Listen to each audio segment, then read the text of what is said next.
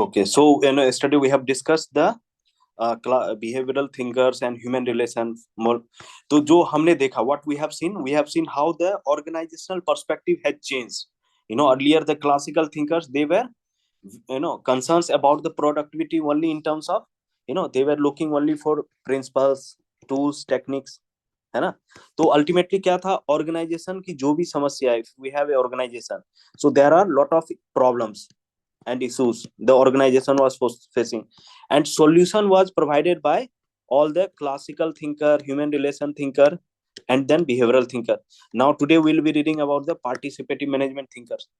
तो अल्टीमेटली क्या है, अब तक क्या देख रहे, organization was top down hierarchical approach, है ना, ऊपर से लेके नीचे तक रिलेशनशिप, रिजिडिटी है ना, too much rigidity is there, top down communication is there, so one way communication is there. So what we have seen in the classical phase, in the classical era, it was all about controlling the individuals working in the organization. तो there was strict supervision, है ना, पूरा एकदम workers को कोई freedom नहीं था, there was no freedom in the organization. और इनिशियली स्टार्टिंग का जब, है ना, once you read in the world history also, industrial revolution, जब इंडस्ट्रियल रिवोल्यूशन की बात करते हैं, तो that was era where everyone was talking of efficiency and productivity. Every organization was looking for solutions which can increase the productivity of organization, efficiency of organization. And all these thinkers, all the classical thinkers, behavioral, human relation, they were trying to look at the organization from different perspective, है ना, organisation को अलग अलग तरीके से सब लोग देख के, है ना, अल्टीमेटली टारगेट वही था कि सॉल्यूशन निकाला जाए. तो क्लासिकल थिंकर ने उसको एज ए स्ट्रक्चर सोचा, एज ए डिजाइन सोचा, है ना, as a principles, they consider principle as the first determinant of most important determinant of productivity. तो क्लासिकल थिंकर को काउंटर कौन करता है, पहले एमपी फोले आ गया और ह्यूमन रिलेशन थिंकर्स आगे बोले नहीं नहीं, organisation you can not treat people as a machine, you can not treat them as a cog in the wheel. तो ultimately you have to respect the socio psychological aspect of human being. तो अब देखो, it is also related to the history. For example, classical जो thinker का जो time था, है ना, 19th सेंचुरी का एंड में या 20th सेंचुरी का बिगिनिंग में, 20s तक हम लोग क्या देख रहे हैं, that was era where it was laissez faire as state, है ना. वहां पे क्या है कि वर्कर्स वर वेरी पुअर, है ना, पूरा सोसाइटी चेंज हो रहा है, अर्बनाइज हो रहा है, अर्बनाइजेशन हो रहा है, इंडस्ट्रियलाइजेशन हो रहा है, people were moving to urban areas, and they were also getting lot of prosperity in terms of Taylor, जो टेलर का आइडिया था, टेलरिज्म जो है, that has revolutionised the productivity, efficiency, they were called as efficiency scholars. तो उसने क्या हुआ, organisation का प्रोडक्टिविटी बढ़ा दिया, लोगों का जो काम करने का तौर तरीका जो रूल ऑफ थंब से होता था, that was replaced by science of doing work, one best way of, है ना. तो टेलर और फ्योल ये सब ने क्या किया, टेलर फ्योल ये सब ने पूरा ऑर्गेनाइजेशन एफिशिएंसी प्रोडक्टिविटी बढ़ाया. ओवरऑल क्या बेनिफिट हुआ, वर्कर का वेजेज इंक्रीज हो गया, और प्रॉफिट भी इंक्रीज हो गया. तो there was lot of prosperity. धीरे धीरे क्या हुआ, 1920s आते, फिर 1930 के बाद हम लोग क्या देख रहे हैं, जब इकोनॉमिक डिप्रेशन आया, किनेसियन इकोनॉमिक्स हमने देखा हिस्ट्री में, तो वहां से क्या वेलफेयर स्टेट का कॉन्सेप्ट इमर्ज होने लगता है, पीएसयू आने लगते हैं सरकारी, तो बहुत सारे वर्कर को बेनिफिट दिया जाने लगता है.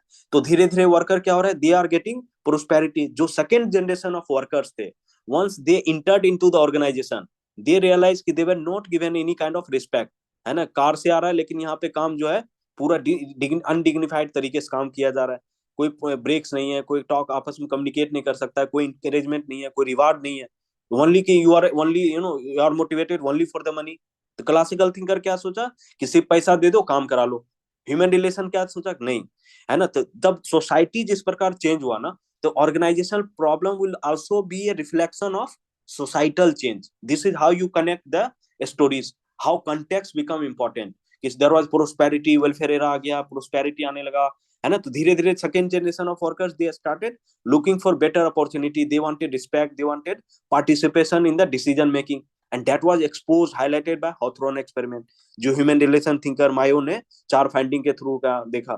फिर इनफॉर्मल ऑर्गेनाइजेशन, वर्कर्स क्या है, workers are not only connected by the physical या formal relations, there is also lot of informal networking, informal relation, है ना. All of you also, some of you might have worked in the private organization in, or in any event, you might have seen there are hierarchical relations between the individuals, but there are also informal relations, and informal organization or relations were highlighted by Mayo for the first time. later on, but Chester Bernard and Simon, they will further elaborated on the importance of informal organization, है ना. तो क्या होता है, bonding हो जाता है. जैसे suppose you are working in a organization, है ना, you are not interested today to go to the office, but by the kind of relationship, the friendship that you have in the office, that you are motivated to go to the office. Sometimes, workers are not getting the wages as they expect, but still they go to the office because of conducive atmosphere, because of the informal organization relationship that exists in the organization. तो ये भी worker को क्या है, organisation बांध कर, इससे जो टर्नओवर का प्रॉब्लम था, हाई टर्नओवर था, उसको भी कम किया जा सकता है. जब आपस में नेगोशिएशन होगा, पिकनिक्स हो गया, पार्टी करा दिया, कल्चरल इवेंट्स करा दिए, तो इससे क्या होगा, there is lot of camaraderie, esprit de corps, है ना. तो जो फेल भी बात करता है, तो वो एलिमेंट को, ह्यूमन एलिमेंट जो है, सोशियो साइकोलॉजिकल. अब सोसाइटी क्या हुआ, society is moving from rural to urbanisation हो रहा है. तो what happens, people are feeling alienated. Organisation में जा रहा है, कोई बातचीत नहीं हो रही है, everyone is working in silos, है ना. जैसे टेलर क्या बोलता था, इंडिविजुअल शुड वर्क, है ना, दे should B only rewarded based on their individual performance. Groupism नहीं होना चाहिए, है ना. तो वो सब नहीं हो, तो अब क्या, इंडिविजुअलिटी. तो उससे क्या ना, बाद में बहुत ही रॉ टाइप का रॉ, है ना, एक कंड्यूसिव एटमोसफेयर नहीं था. तो उसलिए क्या, वो वर्कर आते थे, फिर वर्कर, है ना, अलग अलग ऑर्गेनाइजेशन ज्वाइन करने के चक्कर में, तो हाई टर्नओवर था. तो that was, all those problem were highlighted by Mayo, human relation. Then Follett ने भी बोला कि पावर का जो कॉन्सेप्ट है, अब तक क्या, एकदम डिटरमिन, है ना, डोमिनेशन का, अथॉरिटी का, पावर ओवर का, है ना. तो इम्पोज करने का, कोर्सिव पावर का बात फोले ने किया, एमपी फोले. इसलिए प्रोफेट ऑफ, है ना, मैनेजमेंट भी इसको प्रोफेट ऑफ मैनेजमेंट भी बोलता है, पीटर ड्रकर. फिर फोले ने पूरा कंस्ट्रक्टिव कॉन्फ्लिक्ट का कॉन्सेप्ट दिया, कि कोई भी लड़ाई है ना, there are three ways to solve conflict को, है ना. क्लासिकल थिंकर क्या बोलता था, कॉन्फ्लिक्ट होना ही नहीं चाहिए ऑर्गेनाइजेशन में. Conflict is a, deterrence to the organisational productivity. तो classical thinker, they were not willing to have any kind of conflict. इसलिए क्या हुआ, दिमाग ही नहीं लगाने. टेलर क्या बोलता है, don't apply your mind, just follow what is being told. One best way हमने दे दिया, that you do according to that, या फ्योर, है ना. तो इनिशिएटिव लेने का बात नहीं करता है. लेकिन जब फोले, एमपी फोले आती है, तो एमपी फोले क्या, एकदम डेमोक्रेटिक एटमॉस्फेयर, है ना, डेमोक्रेटिक ऑर्गेनाइजेशन की बात करते हैं, डायनेमिक ऑर्गेनाइजेशन की बात करते हैं, है ना, where everyone should participate. Circular process होना चाहिए. लीडरशिप बाय पोजीशन था, लीडरशिप बाय पर्सनैलिटी था, और लीडरशिप बाय, है ना, लीडरशिप, जो लीडरशिप बाय फंक्शन हो गया. तो इसमें क्या होता है, जैसे मान लो सर्कुलर प्रोसेस क्या होता है, एक सर्कुलर टेबल है, मान लो for example here he is the boss, है ना, boss is sitting and other employees are sitting, and head will take the opinion from everyone. तो क्या होगा, हेड के पास ऑलरेडी सबका आइडिया आ गया, है ना, सारे आइडियाज को मिला के एकदम बेस्ट पॉसिबल प्रपोजल, है ना, हेड दे देगा. बाकी वर्कर क्या बोलेगा, अरे वाह क्या सोचा सर आपने, व्हाट एन आइडिया. तो but he will use the knowledge input from all these workers, and circular process सबसे इनपुट लेके, है ना. लाइक कमिटी सिस्टम, पार्लियामेंट में क्या होता है, everyone is talking in the sir parliament, what is. हाँ हाँ please. Sir notes are not available on screen. Notes are, अच्छा, लुकमान का. नहीं सर, स्क्रीन पे कुछ भी दिखाई नहीं दे रहा. अच्छा screen, okay okay okay, I have not shared it. अरे ओके, हाँ ये, चलो ध्यान नहीं रहा. Okay okay, no problem, but you are able to get know what I am talking. Yes, sir. Okay. तो अभी, हाँ, अरे यार बहुत सारा चीज में, I am making lot of diagrams here and you are not getting. तो ठीक है, तो मतलब अभी तक क्लासिकल थिंकर, है ना, क्लासिकल थिंकर से हम लोग ह्यूमन रिलेशन थिंकर पे आए, और ह्यूमन से बिहेवियरल थिंकर, और आज जो हम लोग मूव करेंगे पीएमटी थिंकर पे. तो सबका की कैरेक्टरिस्टिक आपको पता होना चाहिए. क्लासिकल थिंकर का अप्रोच क्या था, कॉन्टेक्स्ट क्या था, कंट्रीब्यूशंस किस किस थिंकर के कंट्रीब्यूशंस आ गए, उसी तरह ह्यूमन रिलेशन के क्या रहे, बिहेवियरल का, और सबके मैक्रो और माइक्रो पॉइंट्स. तो all things should be clear. ठीक है. तो सोसाइटी के ये जर्नी का भी एक रिप्रेजेंटेशन है. क्यों, जब क्लासिकल एरा का फेज हमने क्या देखा, यहाँ पे लोग ना अधिक पुअर थे, बैकवर्ड थे, इलिटरेट थे, तो people were motivated only by the money. तो money was acting as a motivator, है ना. Everyone was looking to earn more and more money. तो सेकंड जनरेशन आते आते क्या हुआ, यहाँ पे देखे समाज में प्रोस्पेरिटी आ गया. उस समय तक 1930s 40s आते आते वेलफेयर एरा भी स्टेट हो गया, वेलफेयर स्टेट का कॉन्सेप्ट भी आ गया, है ना. तो लोगों का वेलफेयर प्रोस्पेरिटी आ, तो लोगों का सेल्फ डिग्निटी, है ना, सेल्फ रिस्पेक्ट, ये सब इंपॉर्टेंट हो गया. Individual become important. तो you can not treat everyone as a cog in the wheel. They were not willing to work, तो अब इससे क्या होगा, यहाँ पे सोशियो साइकोलॉजिकल फैक्टर जो है ना ह्यूमन, क्या हुआ कि ऑर्गेनाइजेशन में ना क्लासिकल आइडियाज को इम्प्लीमेंट किया जा रहा था, क्लासिकल आइडियाज को, है ना, उसके हिसाब से सारे प्रिंसिपल टूल टेक्निक्स लगाया, लेकिन still organisation was not able to maintain the efficiency and productivity. Why? Because workers were not satisfied, they were leaving the organisation, है ना. को हाई टर्नओवर मतलब they were coming to organisation and they were leaving it. तो ध्यान, दे वर fed up कि भाई Taylor का idea तो इतना इंप्लीमेंट अच्छा था, वन बेस्ड वे ला रहे हैं, है ना, we are giving lot of salary, we are giving lot of money, still workers are not happy, not motivated to work. What is the reason? And then they consulted some of the पबेट thinkers, क्योंकि पबेट तो उस समय का organise है ना, reputational zenith पे था, क्योंकि पैराडाइम 2 क्या बोलते हैं, paradigm 2 principle era, and that was their reputational zenith. They were considered as a scientist, है ना, bring the puppet scholars, they will resolve the problem. And Mayo was called, Mayo Hawthorne experiments में 4 finding में देखा कि वो informal grouping है, they want breaks, they want self respect, there is a organization, you do not treat it organization as a cog in the wheel type. तो उसमें आपको as a social system लेना पड़ेगा, सेल्फ रिस्पेक्ट, सेल्फ डिग्निटी करना पड़ेगा. तो that was the idea of human relation thinkers. उसके बाद क्या हुआ, then further advancement in the behavioural science. Behavioural science मतलब जो डायनेमिक्स ऑफ ह्यूमन बीइंग है, उस पे और अधिक रिसर्च हुआ, उसके डिसीजन मेकिंग पे हुआ, उसके मोटिवेशंस पे हुआ. जैसे चेस्टर बर्नार्ड जो बात करता है, 4 है ना 8 मोटिवेशनल फैक्टर, इंड्यूसमेंट्स की बात करता है, लीडरशिप की बात करता है, साइमन डिसीजन मेकिंग की बात करता है. Decision making is the heart of organization. Earlier what was the classical thinker was focusing more on the decision implementation. But for the first time, Simon brought the idea of decision making as the heart of organization. That means decision making is the most important activity. Everyone is involved in decision making, whether to join a organization or not, whether to work in this organization or not, whether to work in other organization. जो 0 point और opportunity cost आता है ना, तो whatever you are contributing, है ना, तो whether you are getting the benefits that is organization is giving. Organizational goal है, individual goal है, how there should be एक symbiotic relationship होना चाहिए. तो बर्नार्ड साइमन और इसके थ्योरीज को हमने देखा. And today what we are going to see, will see the participative management thinkers. Okay, तो कहानी समझ आ रहा है ना, बैकग्राउंड बैक में कंटेक्स्ट में क्या चल रहा है, सोसाइटी में क्या चल रहा है, पॉलिटी में क्या चल रहा है, इकोनॉमी में क्या चल रहा है, how all the factors are influencing the organizational activities. Because society तो एलुफ नहीं हो सकता ना, सोसाइटी Yes. में ही तो है ना, सोसाइटी के जितने चेंजेस है, चाहे सोशल है, पॉलिटिकल है, इकोनॉमिकल है, all these factors will be reflected in the organizational problem.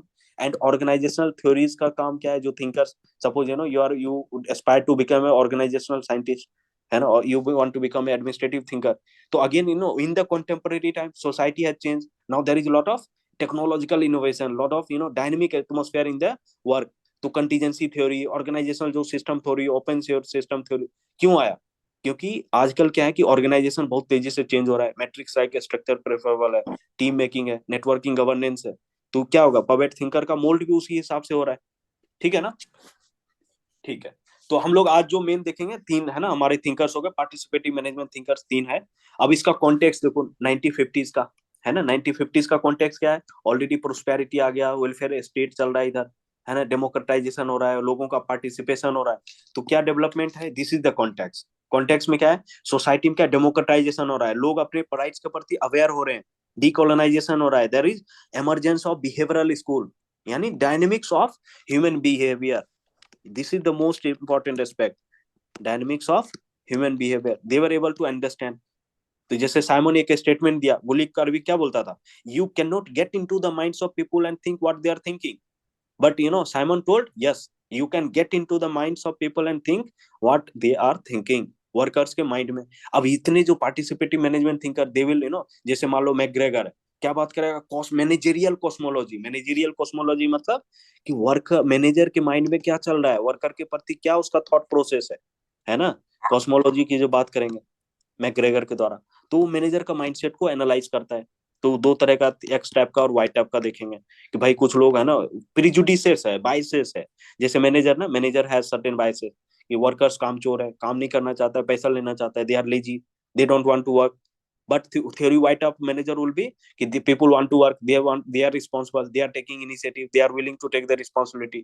तो क्या होगा, दोनों का जो माइंडसेट होगा उसी के हिसाब से all the initiatives, all the approach of the manager will determine the productivity.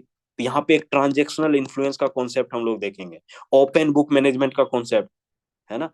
तो ह्यूमन साइड ऑफ इंटरप्राइज जो है मैकग्रेगर लेके आता है। तो दोज थिंग्स विल डिस्कस। तो और you should be very much familiar with the terminology. क्या होता है आजकल कुछ टर्म्स है ना, आंसर क्वेश्चंस में उठा दिया और you have to elaborate on that. तो टर्मिनोलॉजी इंपॉर्टेंट है। उसी तरह जब क्रिस एरगारिस देखेंगे तो क्रिस एरगारिस क्या बोलेगा, है ना, वर्कर्स जब कोई भी ऑर्गेनाइजेशन है ना, suppose somebody is entering into the organisation, तो दे आर इमेच्योर्ड, है ना। तो मेच्योरिटी मेच्योरिटी इमेच्योर मतलब they are not aware of organizational issues, they are not having the skills knowledge. तो एज है ना, धीरे धीरे क्या होता है उसके अंदर मेच्योरिटी आता है। तो मेच्योरिटी मेच्योरिटी थ्योरी है। देन जो सेंसिटिविटी ट्रेनिंग मतलब ऑर्गेनाइजेशन में अलग अलग लोग हैं, how they are interacting, how what are their socio economic background, interpersonal relationship बढ़िया होना चाहिए, so that conducive atmosphere is created. And instead of pyramidical structure he talked about matrix structure. तो अगेन दैट बिकम्स लिकट। फिर PMT thinker चार अलग, है ना। तो कोई जॉब ओरिएंटेड होता है ना, जॉब ओरिएंटेड, और कोई है ना पीपल ओरिएंटेड या एम्प्लॉय ओरिएंटेड होगा। तो उसको भी देखेंगे अलग अलग मॉडल्स के थ्रू। ठीक है। तो कॉन्टेक्स्ट इंपॉर्टेंट है और हर थिंकर का टर्मिनोलॉजी आपके टिप्स पे होना चाहिए। ठीक है। कॉन्टेक्स्ट में डेमोक्रेटाइजेशन अवेयरनेस हो गया, बिहेवियरल साइंस में एडवांसमेंट हुआ, एजुकेशन हुआ। तो कॉन्टेक्स्ट क्या, तो ऑर्गेनाइजेशन के अंदर भी डेमोक्रेटाइजेशन का डिमांड है। People started demanding for the rights, self respect. जो मैस्लो का हायरार्की ऑफ नीड्स होता है ना, तो उसमें भी हम लोग क्या देखे, फिजियोलॉजिकल नीड्स क्या हुआ, 1930 आते आते फिजियोलॉजिकल नीड्स पूरा हो गया। तो now they want social need, psychological need, जो एस्टीम नीड है, सेल्फ एस्टीम नीड है। तो मैस्लो का hierarchy of need again it is related. Then Herzberg का जो है concept hygiene factor, motivation factor. Again hygiene factor is basic conditions which are required in a organization. फिर motivation है कि how they are motivated, there are certain motivational factor. फिर expectancy theory है, equity theory है, all these are further development of the ideas that were discussed by behavioral or participative management thinkers, है ना। तो all everything is related, interrelated है। तो context 1950। फिर Chris एरगारिस का आप देखते हैं मेजर आइडिया इंटरपर्सनल कॉम्पिटेंस। अब मान लो क्रिस एरगारिस हम लोग शुरू करते हैं, तो ही इसका सबसे इंपॉर्टेंट ये जो इमेच्योरिटी मेच्योरिटी हाइपोथेसिस है, वो क्या है, जैसे मान लो इमेच्योर मतलब क्या होता है, डिपेंडेंट होता है, they are like child, they are looking for every others for the decisions, है ना, they want to be impose. Immature होता है, they don't have understanding of the situation. Mature क्या होता है, they are capable, they are responsible, they can take the decision.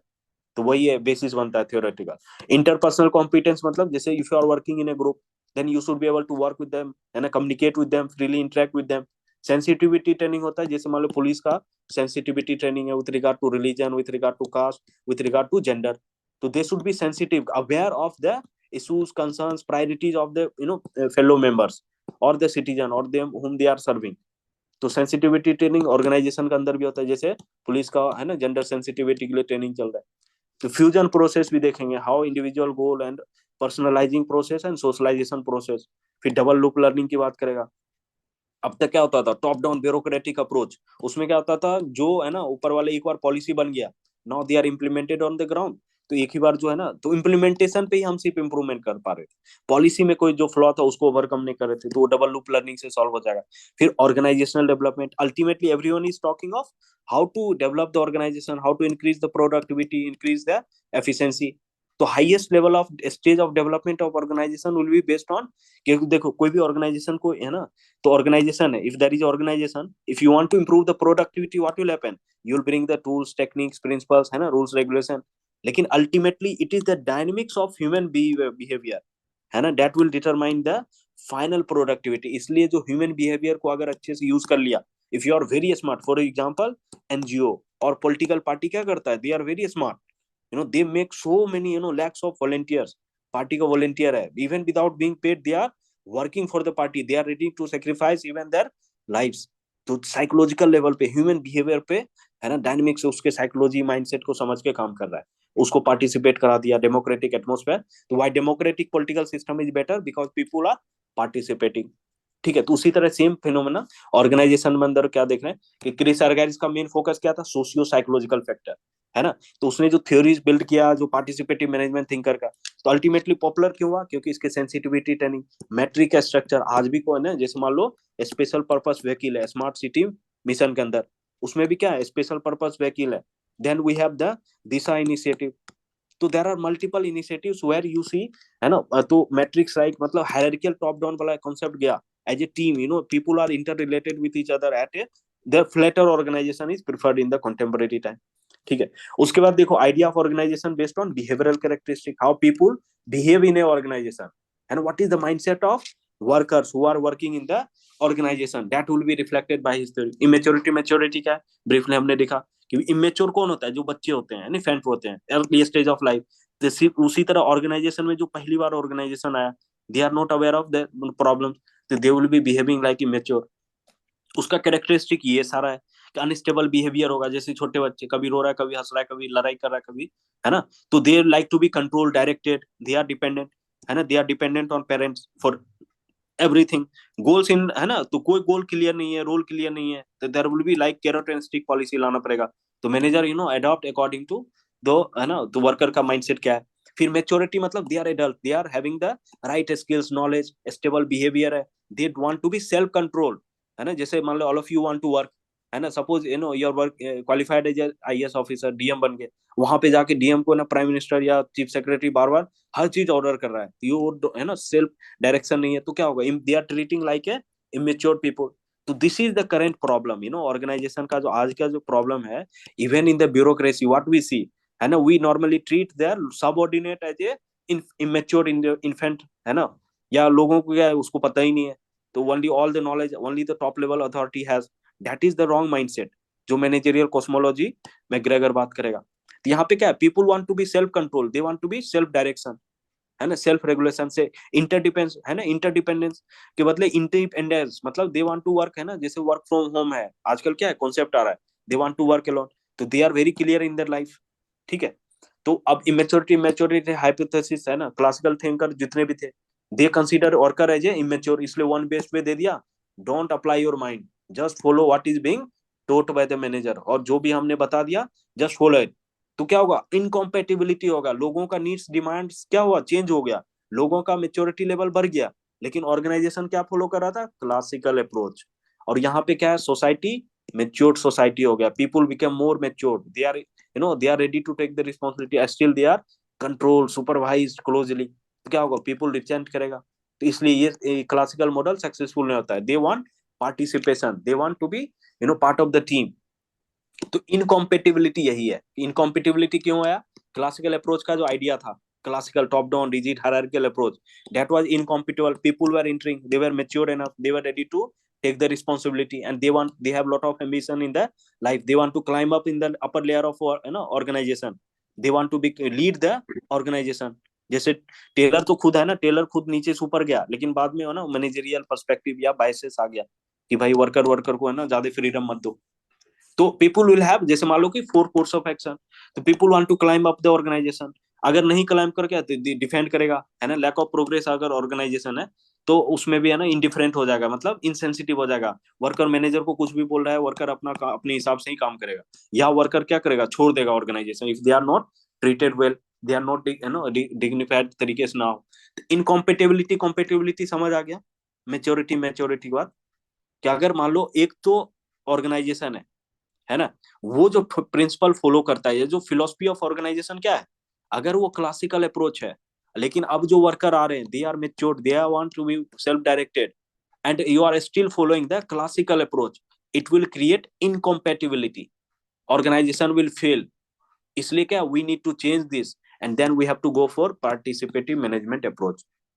ठीक है, is it clear?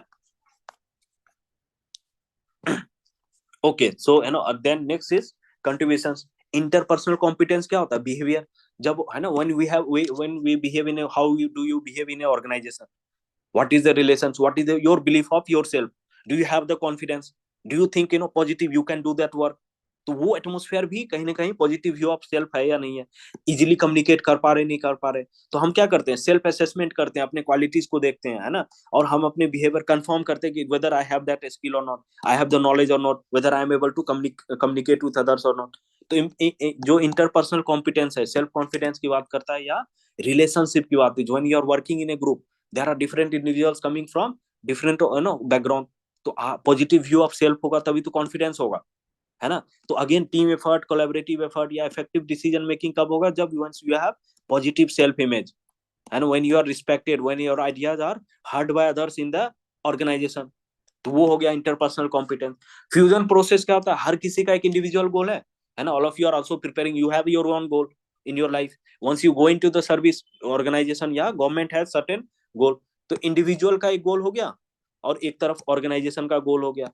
तो goal of individual और organizational goal, इसमें fusion कैसे हो. अब इंटीग्रेट करना है, क्या नहीं, आपको क्या करना है, इंडिविजुअल गोल को इंटीग्रेट करना है ऑर्गेनाइजेशनल गोल से. जैसे इंडिविजुअल का ईगो नीड होता है, सेल्फ गोल होता है, तो सोशलाइजेशन प्रोसेस वही है कि organisation will influence people to achieve its goal. तो ऑर्गेनाइजेशन क्या करेगा कि इसको सोशलाइजेशन या पर्सनलाइजेशन प्रोसेस बोलते हैं. मतलब आप organisation, you use the organisation to achieve your individual goal. क्यों, कैसे, जैसे मान लो किसी को ना पैसा कमाना है ना, तो क्या होगा, you he will join the organization, earn money and he will buy lot of good things, है ना, सैलरी आएगा उससे कमाएगा. तो you are using the organization as a means to achieve your personal goal. तो पर्सनलाइजिंग प्रोसेस हो गया. अब organization will use the individuals, है ना, to achieve the organisational goal. That is the socialization process, या, है ना. तो सोशलाइजेशन मतलब ऑर्गेनाइजेशन क्या करेगा, लोगों को इन्फ्लुएंस करेगा अपने ऑर्गेनाइजेशनल गोल को अचीव करने के लिए, और इंडिविजुअल क्या करेगा, ऑर्गेनाइजेशन को यूज करेगा. तो there is a symbiotic relationship, organisation और individual. They everyone want to achieve, individual organisation से, है ना, अपने बेनिफिट्स को डेराइव करना चाहता है, और ऑर्गेनाइजेशन इंडिविजुअल को यूज करके ऑर्गेनाइजेशन गोल को अचीव करना पाता है. This is the fusion process in, है ना, इन सिंपल. तो दैट इज द आइडिया कि हर किसी का, है ना, प्रॉब्लम यही होता है कि भाई ऑर्गेनाइजेशन में जाओ, तो ऑर्गेनाइजेशन में इंडिविजुअल गोल, तो जैसे जो चेस्टर बर्नार्ड ने बोला, कॉम्पेटेबल विद द ऑर्गेनाइजेशनल गोल. कोई भी अगर ऑर्डर आप दे रहे हो, if it is not compatible with the organizational goal, what will happen, people will leave the organization, people will not follow that order. If you are asking somebody to wash his cloth, मान लो, या फिर gardening करवा रहा है, जबकि, है ना, police officer बन गया, तो again there is a chance कि पीपल विल रिजेक्ट इट. होता है ना, कई सारे ऑफिसर होते हैं, है ना, lot of staffs are provided, तो कुछ स्टाफ्स को घर के काम में लगा रखा है. तो again there is a possibility that they will refuse, they will revolt, कि भाई इस काम के लिए तो हम पुलिस ज्वाइन किया नहीं, आर्मी ज्वाइन किया नहीं. तो दैट इज अ पॉसिबिलिटी. तो ऑर्गेनाइजेशन में क्या होता है, फ्यूजन प्रोसेस, मतलब इंडिविजुअल गोल और organizational goal they should integrate.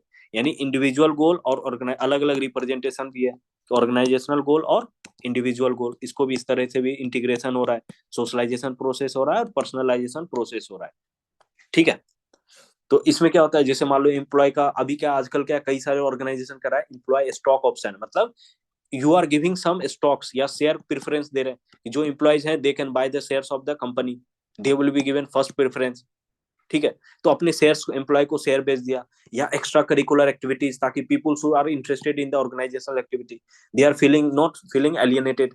तो वर्क लाइफ बैलेंस के लिए भी क्या होता है कि, है ना, you give some freedom, holidays, festival में, है ना, तो गेट टुगेदर पार्टी या फिर कल्चरल इवेंट्स ऑर्गेनाइज किया जाता है. आजकल वंस यू बिकम आईएएस में, you will also get opportunity to go for higher studies, MS है, एमएसडी या पीएचडी है ना, मास्टर डिग्री है, you will be. Tenure system भी यूज कर सकते हैं ना इसमें, यस, जैसे टेन्योर वो सिस्टम. जापान का टेन्योर सिस्टम होता है. हाँ हाँ, टेन्योर सिस्टम, टेन्योर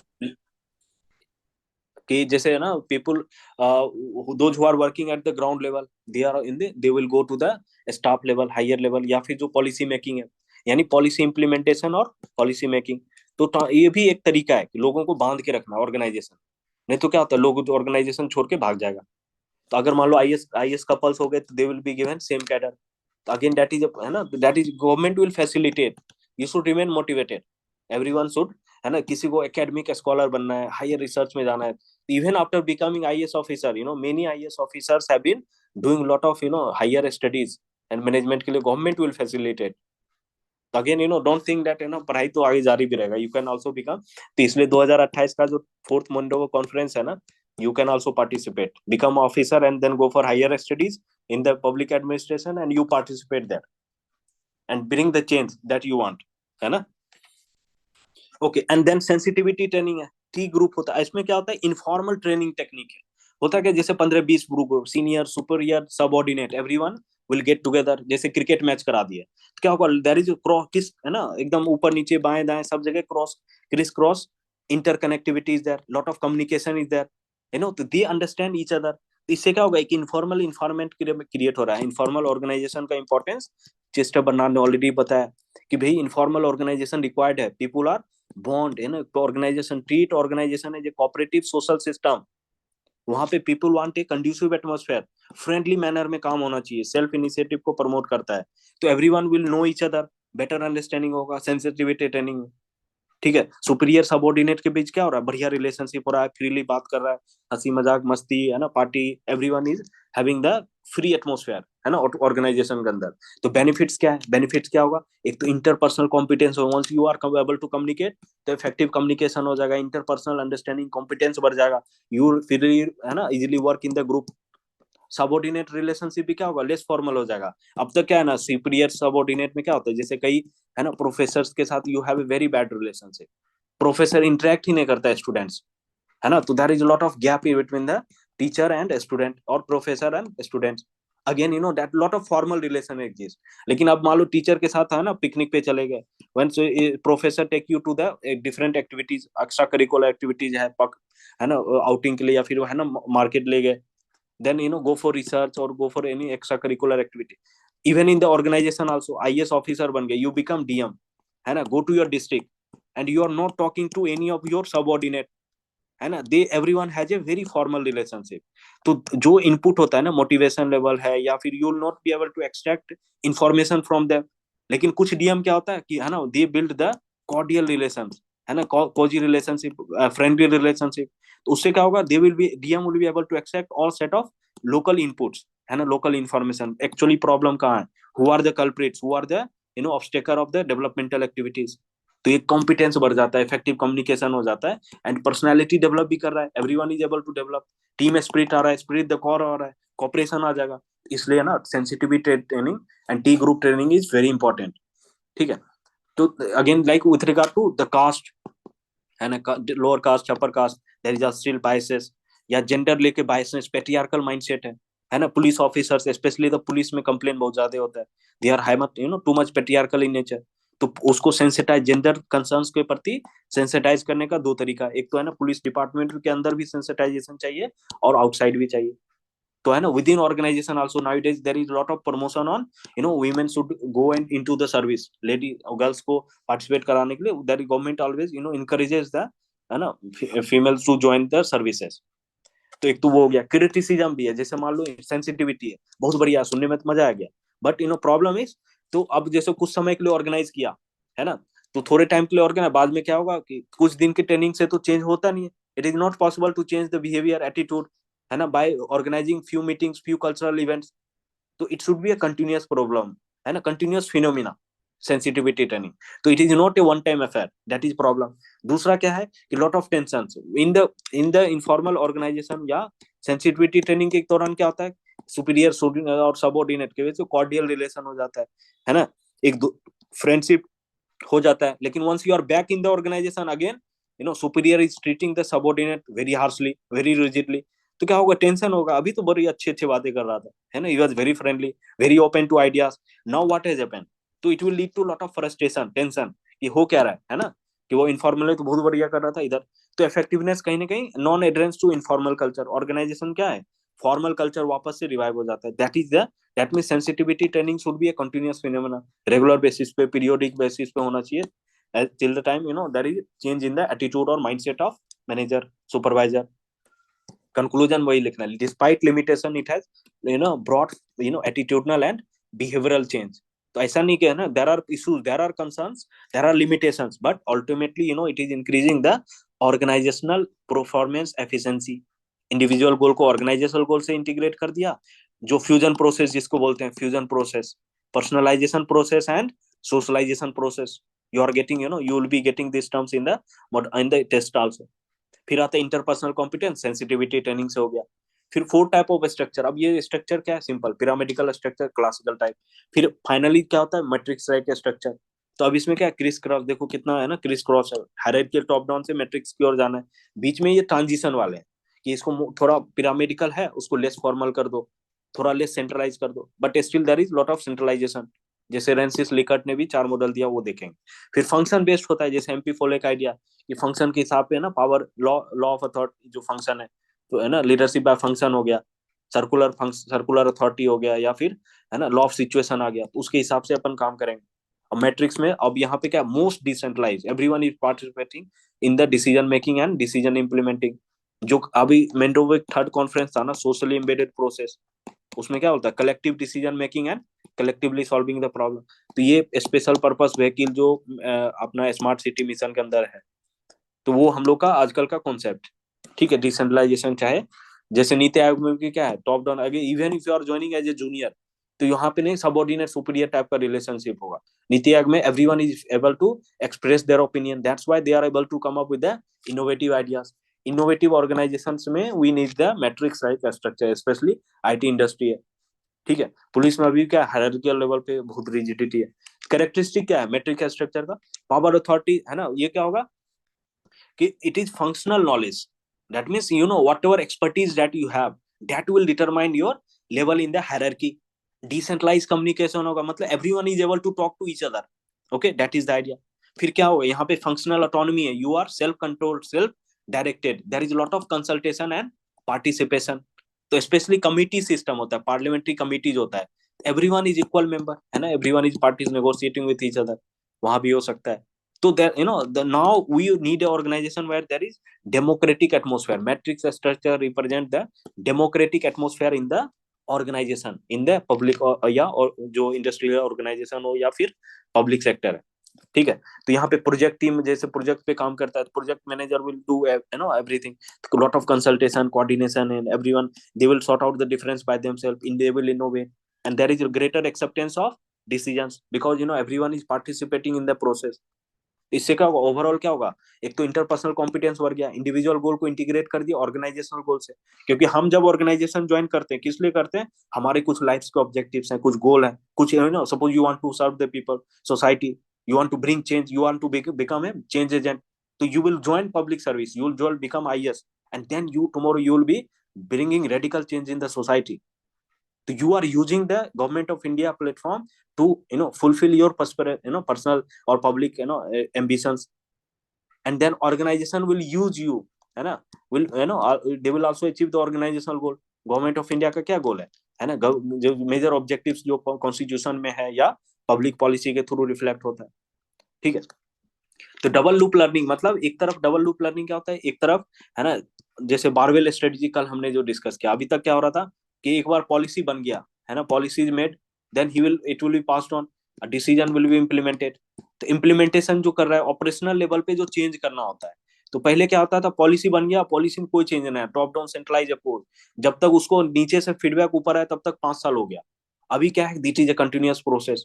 तो पॉलिसीज मेड है ना, policies made, then it will be implemented on the ground, then you know there are changes in the, there will be you know suppose it is being implemented, feedback will be there, feedback के आधार पे क्या होगा, implementation operational strategy में change ला रहे हैं। along with that you know now we also have the you know policy level पे भी changes किया जा रहा है, that is the double loop learning that we'll discuss। तो अब देखो हम जो हमने देखा interpersonal competence matrix like structure, इसमें क्या होता है कि अब जैसे ऑर्गेनाइजेशन है, कई सारे लोग एक साथ काम कर रहे हैं, तो will it be possible to fix the responsibility, collective responsibility आता है, no one can be made accountable, तो it is very difficult to fix the responsibilities, है ना। तो डिले भी होता है, too much consultation, group to group communication बहुत डिफिकल्ट हो जाता है ना। तो नॉर्मली क्या होता है, जैसे बिग ऑर्गेनाइजेशन होता है जहां पे रूटीन एक्टिविटी हो रहा है, प्रोग्राम डिसीजन इंप्लीमेंटेशन हो रहा है, तो normally that should you know bureaucratic structure favourable होता है। लेकिन जहां इनोवेशंस की जरूरत है वहां पे मैट्रिक्स टाइप के स्ट्रक्चर की हमें जरूरत पड़ती है। फिर रेलेवेंस क्या, डिस्पाइट क्रिटिसिज्म वही है, एक आजकल क्या इनोवेशन कोलैबोरेशन ये सब के लिए चाहिए, नेटवर्क गवर्नेंस आ गया, कोलैबोरेटिव गवर्नेंस आ गया, उसमें क्या इनोवेशन चाहिए, चेंज ओरिएंटेड चाहिए, तो यू नीड द, अब डीएम जो है, डीएम दोस्त की तरह है ना, everyone all the workers will be you know interacting with the DM, and DM क्या होगा, सबको एक एज ए टीम बना के पूरे डिस्ट्रिक्ट में क्रांति ले आता है, you know they bring the revolution in the district. For example है ना ऑपरेशन सुलेमानी था, हंगर फ्री डिस्ट्रिक्ट है, he took the help of you know other subordinate staffs. तो that is how you are going to work in the, क्योंकि people are matured enough to you know take the decisions और something, ठीक है। Double loop learning हो गया। Technique क्या है, feedback mechanism का है। ऑर्गेनाइजेशन पहले फीडबैक क्या होता था, पहले सिंगल लूप लर्निंग था, क्यों कि जैसे ऑर्गेनाइजेशन जो है एक बार पॉलिसी बना दिया उसको है ना एज इट इज बॉटम, जैसे वन बेस्ट वे है, वन बेस्ट वे बन गया है ना, तो ऑपरेशनल लेवल पे फंक्शनल फोरमैन उसको देख रहा है, तो मैनेजर लेवल पे एक्सेप्शनल सिचुएशन में आता था, तो जो प्रिंसिपल ऑफ एक्सेप्शन हमने क्या देखा कि वहां पे मैनेजर है, मैनेजमेंट है, एक तरफ फंक्शनल फोरमैन है और तीसरी तरफ वर्कर है। तो worker you know the manager will develop one best way, one best way दे दिया, फंक्शनल फोरमैन उसको इंप्लीमेंट करा रहा है। तो फंक्शनल फोरमैन इंप्लीमेंट करेगा, सुपरवाइज करेगा worker, worker will give feedback to the functional foreman. तो सिर्फ यहीं पे मोस्टली चेंज होता था। लेकिन एक्सेप्शनल सिचुएशन में प्रिंसिपल ऑफ एक्सेप्शन जो बोलते हैं, वहां पे क्या है कि जैसे मान लो वर्कर बहुत अधिक प्रोडक्ट कर रहा है, जो वन बेस्ट वे से मान लो वन बेस्ट वे बोलता है 10 प्रोडक्ट बनाओ, वर्कर 50 प्रोडक्ट बना रहा है, या वर्कर है ना वन बेस्ट वे में बनाया गया 100 प्रोडक्ट बनाना है, वर्कर बना रहा है मात्र 30 प्रोडक्ट, तो that means there is some flaw in the one best way. तो वो प्रिंसिपल ऑफ एक्सेप्शन में चला जाता था कि भाई मैनेजर को दोबारा इंटरवेन करके दोबारा से पॉलिसी में यानी वन बेस्ट वे स्ट्रेटजी में चेंज करना पड़ेगा। तो ऑपरेशनल लेवल पे चेंज जो करते हैं उसको सिंगल लूप लर्निंग बोलते हैं। जब पॉलिसी लेवल पे या डिसीजन मेकिंग जहां पे होता है मैनेजरियल लेवल पे जब चेंजेस लाते हैं तो then it is double loop learning, है ना। तो साथ में इम्प्लीमेंटेशन में इंप्रूवमेंट भी हो रहा है ऑपरेशनल लेवल पे और पॉलिसी लेवल पे भी चेंजेस हो रहा है। जैसे कोविड-19 के टाइम हमने देखा, जिसको बारवेल स्ट्रेटजी भी बोलते हैं, है ना। क्या होता है कि एक बार सरकार ने पॉलिसी बना दिया, या डिमोनेटाइजेशन के टाइम हमने देखा कितनी बार सरकार है ना ऑपरेशनल लेवल पे भी चेंज कर रहा है और पॉलिसी लेवल पे भी चेंज कर रहा है। तो that is the double loop learning. तो organisation is a learning organisation, knowledge information based organisation. अभी माई गॉव है, इनपुट गवर्नमेंट ऊपर से ले रहा है, तो those are input which are taken by the people, people will give the feedback, share करेगा और उसी के हिसाब से तो ऑर्गेनाइजेशन में चेंज हो रहा है। यही है कि वैल्यूज क्या है, ऑर्गेनाइजेशन विल डिसाइड कि भाई गोल ऑब्जेक्टिव डिसाइड कर दिया, फिर स्ट्रेटजी बना दिया और इसको गोल्स को अचीव। जब पहले क्या होता था सिर्फ यहाँ पे चेंज होता था, स्ट्रेटजी में चेंज होता था। जैसे प्लानिंग कमीशन ने एक बार पॉलिसी गोल ऑब्जेक्टिव बना दिया, स्ट्रेटजी दे दिया, अब स्ट्रेटजी इंप्लीमेंट हो रहा है तो यहाँ पे कुछ चेंज हो रहा है। अब लेकिन नीति आयोग जब से आया तो नीति आयोग क्या कर रहा है, नीचे से ऊपर तक कनेक्टिविटी है। तो इम्प्लीमेंटेशन ऑपरेशनल लेवल पे भी चेंज हो रहा है और पॉलिसी लेवल पे भी चेंज हो रहा है, गोल्स एंड ऑब्जेक्टिव को भी मॉडिफाई किया जा रहा है, चेंज किया जा रहा है। That is the double loop learning. That means values and goals are also changed in case of double loop learning। ठीक है। ऑब्वियसली है ना प्रोडक्टिविटी किसका ज्यादा होगा, जो डायनेमिक ऑर्गेनाइजेशन है। People are changing, society is changing, there is lot of NITI Aayog का एग्जांपल सर ने दिया।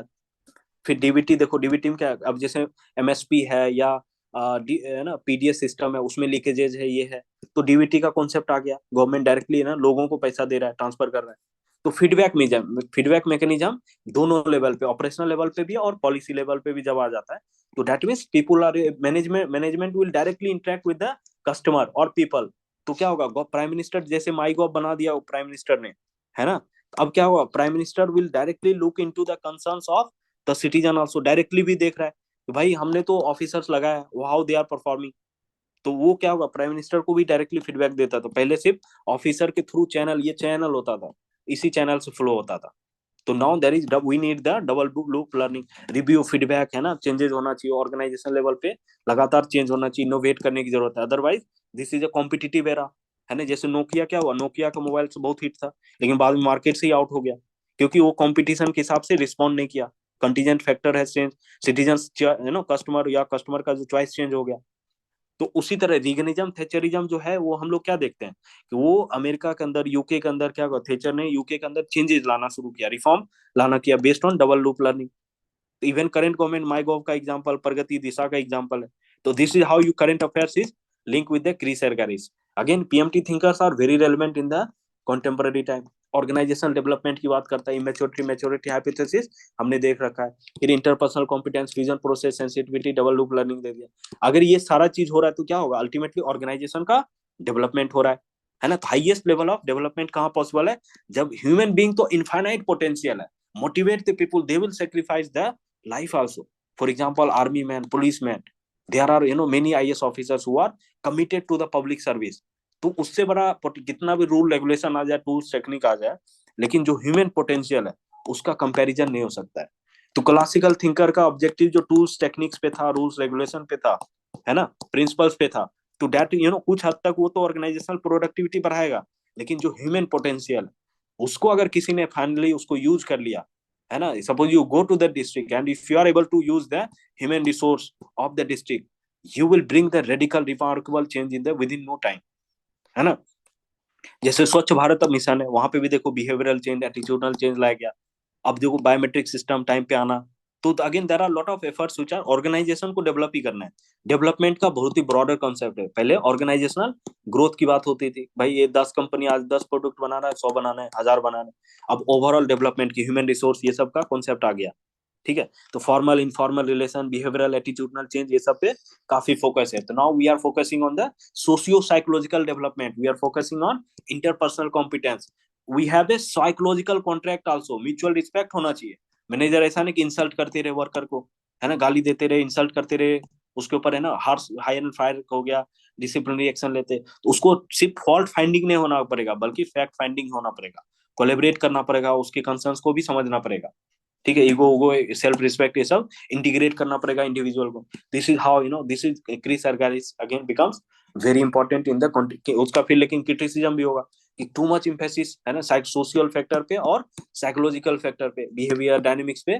तो प्रिंसिपल टूल टेक्निक्स को तो क्या किया इसको ने, तो अंडरमाइन कर दिया। मैट्रिक्स टाइप स्ट्रक्चर हर जगह पॉसिबल नहीं है, क्योंकि हायरार्कियल जहाँ पे बड़े ऑर्गेनाइजेशन है, रिजिड रूटीन वर्क होता है, प्रोग्राम वर्क हो रहा है, वहां पे हमें हमें मैट्रिक स्ट्रक्चर, उसके बदले क्या होगा, ब्यूरोक्रेटिक स्ट्रक्चर चाहिए स्टिल, है ना।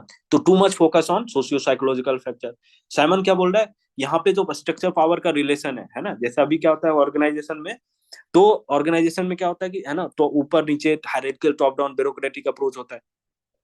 तो उसके हिसाब से ये जो अर्गारिस बात करता है मैच्योरिटी मैच्योरिटी या है ना इनफॉर्मल ऑर्गेनाइजेशन ये ले आओ, तो वो बोलता है ऑर्गेनाइजेशन में एनार्की हो जाएगा, है ना। There has to be some power structure in the organization, control command भी जरूरत है।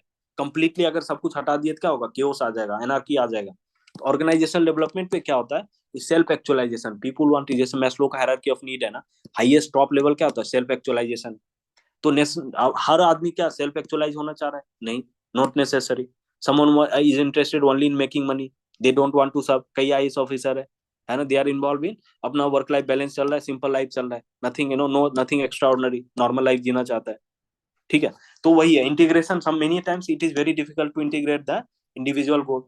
तो वो भी एक लिमिटेशन है। फिर भी लिमिटेशन के बावजूद रेलेवेंस क्या देख रहे हैं कि भाई एक तो देखो यहाँ पे जो कंटिन्यूटी ऑफ पीपल है ना, एम्प्लॉय को जो से शेयर दिया जा रहा है, तो लोगों का क्या सेंस ऑफ ऑनरशिप दे दिया जा रहा है ना। तो आज के कॉन्टेक्स्ट में इंपॉर्टेंट है। तो कॉम्पिटेंस भी हमने देखा कि इफेक्टिव कम्युनिकेशन के लिए जरूरत है। इमोशनल इंटेलिजेंस आजकल 85% सक्सेस का कारण भी है ना। तो इमोशनल इंटेलिजेंस इसी से आता है, कॉम्पिटेंस है। सेंसिटिविटी ट्रेनिंग है जो कॉलेज फाउंडेशनल ट्रेनिंग है। मैट्रिक स्ट्रक्चर मतलब जो भी इंडियन एडमिनिस्ट्रेटिव सिस्टम है ना, क्योंकि सेंट्रलाइज ब्यूरोक्रेटिक है, तो हम क्या करें, inter governmental relation, PM Gati Shakti, these are the best example of matrix structure, you must quote this. Network governance है, डबल लूप लर्निंग, माईगॉव और प्रगति का एग्जांपल दिया। तो again nothing extra, all the things are going to be repeated in the model answer also and you can remember them, ठीक है। तो आज के करंट में कॉन्टेक्स्ट में बाकी और भी जो थिंकर है, they have working on the similar idea, जो ह्यूमन एस्पेक्ट, ठीक है।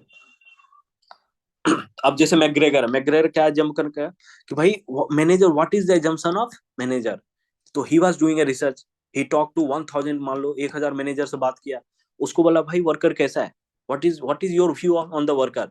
They are very lazy, they don't want to work, they are only looking for money, they are motivated by money and they don't want to take the responsibility. तो अब समझ गया, अच्छा है बेटा, तू you are from category A, है ना, you are theory X type, है ना। तो एकदम निगेटिविटी, क्रॉस क्रॉस, हर सब गलत, सारा बॉक्स जितना भी दिया सब में डब्बा negative negative. Are they active, no. Are they want to work, no।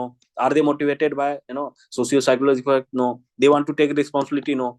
तो क्रॉस है ना, एक्स एक्स फैक्टर ऐसे याद कर सकते हैं कि दे निगेटिविटी है ना। तो यानी work manager has very negative orientation towards the worker. तो क्या करेगा, अगर मान लो कि इसको वर्कर पे ट्रस्ट नहीं है, there is lack of trust, तो स्ट्रिक्ट सुपरविजन होगा, है ना। कोई भी प्रॉब्लम यहाँ पे क्या हो, उसको कंट्रोल करो, रिजिड कंट्रोल हो, पिरामिडिकल स्ट्रक्चर लेकर और क्लासिकल थ्योरी के आइडियाज को इम्प्लीमेंट करेगा।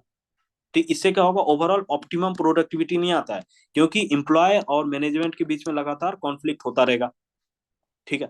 फिर दूसरा है, तो बाकी कुछ organization they were very successful, he asked what do you think of workers, are they willing to work, yes yes very much, they want to work, are they taking responsibility, yes they are taking, है ना, why not, they are taking all the responsibility, they are very good.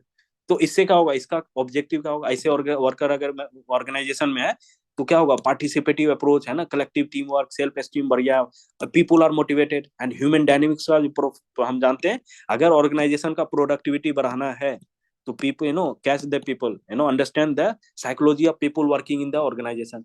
इसका strategy से organizational productivity क्या होगा, बहुत ज्यादा बढ़ गया। तो that was there are two X type और वाई टाइप हो गया। तो यही है बेसिकली क्लासिकल थिंकर का जो आइडिया है ना, तो जो माइंडसेट क्लासिकल थिंकर जो अडॉप्ट करता था वर्कर के लिए, that is represented reflected in the X theory X. Theory Y में जो ह्यूमन रिलेशन बिहेवियर डायनेमिक्स को हाईलाइट करता है, या मेच्योरिटी मेच्योरिटी देखे ना, तो मतलब पीपल मेच्योर की तरह ट्रीट किया जा रहा है पीपल को इन द ऑर्गेनाइजेशन। यहाँ थ्योरी एक्स क्या इमेच्योर की तरह ट्रीट कर रहा है। तो अगेन दिस इज द, तो मैकग्रेगर भी जैसे ना उसने कई सारे ह्यूमन साइड ऑफ इंटरप्राइज, यानी प्रोफेशनल मैनेजर कौन है, इंटरप्राइज होता है कोई भी ऑर्गेनाइजेशन, उसका ह्यूमन साइड को एनालाइज करने का कोशिश किया थ्रू दिस इंपॉर्टेंट वर्क। तो उसमें क्या होता है ओवरऑल क्या है कि वर्कर्स का क्या एजम्पशन है, मैनेजर क्यों है ना प्रोडक्टिविटी नहीं बढ़ा पा रहा है, तो उसके कंजम्पशंस को हिट किया, एक्सपोज किया कि what is the thought process of manager, what is going on in the minds of manager. तो भाई एक थ्योरी एक्स टाइप का होगा, they don't want to work, they are lazy, they, तो क्लासिकल अप्रोच वो adopt करेगा, supervision rigidity लाएगा। तो थ्योरी एक्स जो देख रहे हैं यानी कि they don't want to work, तो स्ट्रिक्ट सुपरविजन होगा, क्लासिकल थ्योरी के प्रिंसिपल्स को अडॉप्ट किया जाएगा। तो वर्कर क्या होगा, फ्रस्ट्रेटेड हो जाएगा, डिप्रेस हो जाएगा, कमिटमेंट नहीं होगा, मोटिवेशन नहीं होगा, they only only follow the rules, अपना इनोवेट नहीं करेगा, क्योंकि कुछ भी इनोवेट किया तो मैनेजर आया, क्या कर रहे हो, ये मैंने तो बोला ही नहीं, ये क्यों कर रहे हो, बंद करो इसको, बस हो गया, है ना, वर्कर डिमोटिवेटेड। अब ये थ्योरी वाई आ गया, इसमें क्या मैनेजर है जो पॉजिटिव एजम्पशन, ना ना everyone is very intelligent workers, they are willing to work, they are they don't want to be directed, they want self control self direction. तो क्या होगा इसमें, क्या होगा ओवरऑल, क्या होगा फंक्शनल ऑटोनॉमी है, सेल्फ डायरेक्शन है, अपॉर्चुनिटी पार्टिसिपेट हो गया, तो उसको फंक्शनल नॉलेज है, मैट्रिक्स स्ट्रक्चर है, ईगो सेल्फ रिस्पेक्ट भी हो रहा है, तो people will be highly motivated, they want to they are committed to the organisational goal. तो ओवरऑल क्या होगा, ओवरऑल प्रोडक्टिविटी अपने आप बढ़ गया। फिर यही मैनेजरियल कॉस्मोलॉजी क्या है, एजम्पशंस क्या है, one is the term is managerial cosmology. Cosmology क्या होता है, एक वर्ल्ड होता है ना, तो मैनेजर का जो माइंडसेट है वर्ल्ड है, मैनेजरियल वर्ल्ड क्या है, मैनेजरियल कॉस्मोलॉजी क्या है, एजम्पशंस क्या है, again they are link to either theory X और थ्योरी वाई।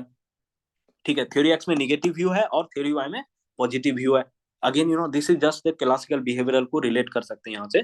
ठीक है, तो ये लोग क्या बिलीव करता है थ्योरी वाई क्या, भाई इसको पार्टिसिपेटिव मैनेजमेंट थिंकिंग लेके आओ, and then we have better productivity, people are knowledgeable, they are good motivated, they are committed, they want to work.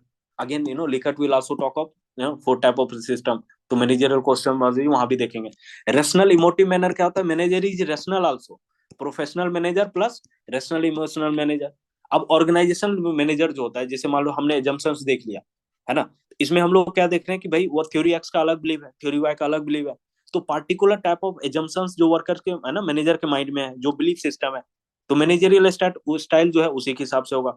तो रेशनल इमोटिव मैनेजर्स क्या मतलब हुआ कि रेशनल रिएक्शन होना चाहिए emotional by an emotional manager, that means he is empathetic also, he is concerned about the welfare of workers also, but at the same time he is not influenced by the emotions and sentiments, he will take the rational decision, rational reaction उसको बोलते हैं on the though he is emotional, people oriented जैसे बोलते हैं ना, एक होता है job oriented, task oriented, task master, और एक होता है पीपल ओरिएंटेड, है ना, ह्यूमन सेंट्रिक। तो पीपल ओरिएंटेड क्या होगा, they are concern empathise with the workers, emotional manager है but they will react in a rational manner, they will not, जैसे मान लो कि लोगों की समस्या तो बहुत सारी है, लेकिन जो रेशनल होगा जिसको ऑर्गेनाइजेशन कर सकता है, तो that is emotive rational manager, है ना। All of you are going DM बन जाओगे, डीएम बनने क्या होगा, जैसे मान लो कोई आईपीएस बन गया, डीएम बन गया, तो there are lot of people, you will be interacting with lot of people, so there are certain you will be able to coordinate, है ना। तो आपका एजम्पशन क्या है, जब suppose same studies is carried out in the ना DM cosmology या bureaucracy का कॉस्मोलॉजी अगर हम एनालाइज करें पूरे इंडिया में, suppose you take up a research, you analyze the mindset of all the bureaucrats, all the DM working in the India, you come up with a certain set of opinion कि अच्छा there are 2 categories 3 categories of DM, है ना। कुछ लोग तो workers है ना नीचे सबॉर्डिनेट को रिस्पेक्ट नहीं करता है, कुछ लोग बहुत ज्यादा रिस्पेक्ट कर रहा है, कुछ लोग बिल्कुल नहीं रिस्पेक्ट कर रहा है, या कुछ लोग माइल्यूट मिक्स है। तो इमोटिव रेशनल मैनेजर वही है, बैलेंस बना के चलता है, क्योंकि डायनेमिक ऑर्गेनाइजेशन क्या है, डायनेमिक एनवायरनमेंट फेस करता है, तो आपको organisation will have to react in a dynamic way. तो अब और इमोटिव रेशनल मैनेजर क्या करता है कि भाई जो ऑर्गेनाइजेशनल जो सिचुएशन है उसके हिसाब से आपको रिएक्ट करना है, ना कि कंप्लीटली इमोशनल मैनेजर नहीं है, नो कंप्लीटली पूरा साइंटिफिक या रूल बेस्ड नहीं है, तो दैट इज अ बिग, तो इमोशनल इंटेलिजेंस का एप्लीकेशन करता है। तो सेलेक्टिव एडेप्टेशन मतलब जैसा वर्कर उसके हिसाब से रिस्पॉन्ड करेगा, किस सिचुएशन में कैसे रिएक्ट करना है, तो you are not one size fit all adopt नहीं है, that means in a given situation what kind of behaviour should be adopted, जैसे मान लो किसी ने बहुत है ना बहुत हल्ला गुल्ला कर रहा है, ऑर्गेनाइजेशन सबको डिस्टर्ब कर रहा है, तो many times you will act like a act like a teacher coach, ऐसे मत करो, ऐसे करना है, कई बार गाइड करोगे फ्रेंड की तरह, फिलोसफर, अच्छा यू आर वेरी गुड। तो based on the situation you are reacting based on the selective adaptation. क्यों है? You are adopting to the situation based on the given situation, that is the unique idea by McGregor. तो selective adaptation हो गया। तो जैसा है ना workers के लीडरशिप स्टाइल को बार बार चेंज करना है ना, based on the nature of workers, तो that is the selective adaptation. फिर स्कैनलाइन प्लान है, इसमें क्या होता है कि 1930s में फिर जैसे ग्रेट डिप्रेशन आ गया, ऑर्गेनाइजेशन तो प्रोडक्टिविटी क्या हो रहा है, ऑर्गेनाइजेशन का कम हो रहा था। तो अब वहां पे क्या हुआ कि ऑर्गेनाइजेशन का सर्वाइवल भी इंपॉर्टेंट हो गया कि ऑर्गेनाइजेशन सर्वाइव कैसे करे। तो organization will have to innovate, they have to take the initiative. तो डेमोक्रेटिक एनवायरनमेंट होना चाहिए, पार्टिसिपेशन होना चाहिए, तभी है ना ऑर्गेनाइजेशन क्या होगा, organisation will act as a whole, everyone will work together. तो that is the Scanlon plan marker McGregor का। तो गेन शेयरिंग क्या होता है, जैसे मान लो हम शेयर बेच रहे हैं वर्कर्स को, तो शेयर क्या होगा, ऑनरशिप आएगा, सेंस ऑफ ऑनरशिप आएगा, है ना, सेंस ऑफ ऑनरशिप आ गया। और क्या होगा, सारे लोग मोटिवेटेड है, जैसे पीएसयू के अंदर भी आजकल क्या है, शेयर्स है ना, एम्प्लॉयज को भी बेचा जाता है। तो again productivity, mini Ratna, Navratna, Maharatna जो है, तो बेस्ड ऑन परफॉर्मेंस जो कैटेगराइजेशन किया, तो गेन शेयरिंग मतलब प्रॉफिट में उसको पार्टिसिपेट बना दिया। फिर पार्टिसिपेशन इफेक्टिव का हुआ when they are facilitated. Managerial cosmology impact कर रहा है, मैनेजर का थॉट प्रोसेस क्या है, तो क्राइसिस से ओवरकम करना है किसी भी कंपनी को, तो they will have to understand the mindset. जैसे नवरत्ना महारत्ना में भी प्रॉफिट शेयरिंग का concept, again those ideas are implemented. तो स्कैनलाइन प्लान वही है, सिंपल मतलब उसको कैसे पार्टिसिपेशन बढ़े, कैसे डेमोक्रेटिक एटमोस्फेयर क्रिएट हो, कैसे इनोवेशन क्रिएटिविटी आए ऑर्गेनाइजेशन के अंदर। तो मेन दो प्लान के अंदर दो कैरेक्टरिस्टिक है, कौन कौन, gain sharing and loss minimization, दूसरा इफेक्टिव पार्टिसिपेशन। अब एग्जांपल इंडिया के अंदर दे रखा है पीएसयू, महारत्ना, नवरत्ना, ये सब में प्रॉफिट शेयरिंग का कॉन्सेप्ट है ना, ये हो गया। तो theory Y type managerial philosophy होता है जो है ना लोगों का पार्टिसिपेशन इंप्रूव कर रहा है। तो वर्किंग थ्रू डिफरेंस मतलब जैसे पहले क्या था, कॉन्फ्लिक्ट होना ही नहीं चाहिए, क्लासिकल थिंकर ये बोलता था, दे आर इन ना ऑर्गेनाइजेशन में कॉन्फ्लिक्ट नहीं होना चाहिए, स्ट्रिक्ट सुपरविजन होना चाहिए, डिवाइड एंड रूल कर लो। लेकिन ये जो पीएमटी थिंकर्स है, ये वर्किंग थ्रू डिफरेंस वाला कॉन्सेप्ट लेकर आता है। कॉन्फ्लिक्ट है एक पॉजिटिव का माइंडसेट, फोले भी तो यही बोला, एमपी फोले का आइडिया को देखो यहाँ पे चोरी किया गया, वही कंस्ट्रक्टिव कॉन्फ्लिक्ट है, वही पॉजिटिव माइंडसेट यहाँ पे। वर्किंग थ्रू डिफरेंस, कैसे डिफरेंसेस को ओवरकम किया जाए, म्यूचुअल रिस्पेक्ट होना चाहिए, recognize the difference, then only you will be able to integrate them. ठीक है, तो एक साथ काम करना है तो ब्रॉडर अंडरस्टैंडिंग होना जरूरी है, इंटीग्रेशन होना चाहिए, that is the same idea of MP फोले। Criticism क्या है, कंपार्टमेंटलाइज अप्रोच, मतलब थ्योरी एक्स और थ्योरी वाई आप एक जैसा, जैसे आपने एक सेलेक्टिव एडेप्टेशन का बात किया, तो again it can not one size fit all, यहाँ पे भी नहीं हो सकता है। You can not be only, है ना, जैसे मान लो रूटीन एक्टिविटी है ना, बिग ऑर्गेनाइजेशन है, ब्यूरोक्रेटिक एक्टिविटी है, वेर यू अब पार्टिसिपेशन की जरूरत नहीं है, जबरदस्ती वाइट टाइप मैनेजर का बिहेवियर कर रहे हैं, everyone is consult, too much consultation, too much decision talking is there, तो again that will improve reduce the productivity of organisation, है ना। तो वर्कर्स क्या है, वर्कर्स तो लाइक डिसलाइक दोनों पॉसिबल है ना।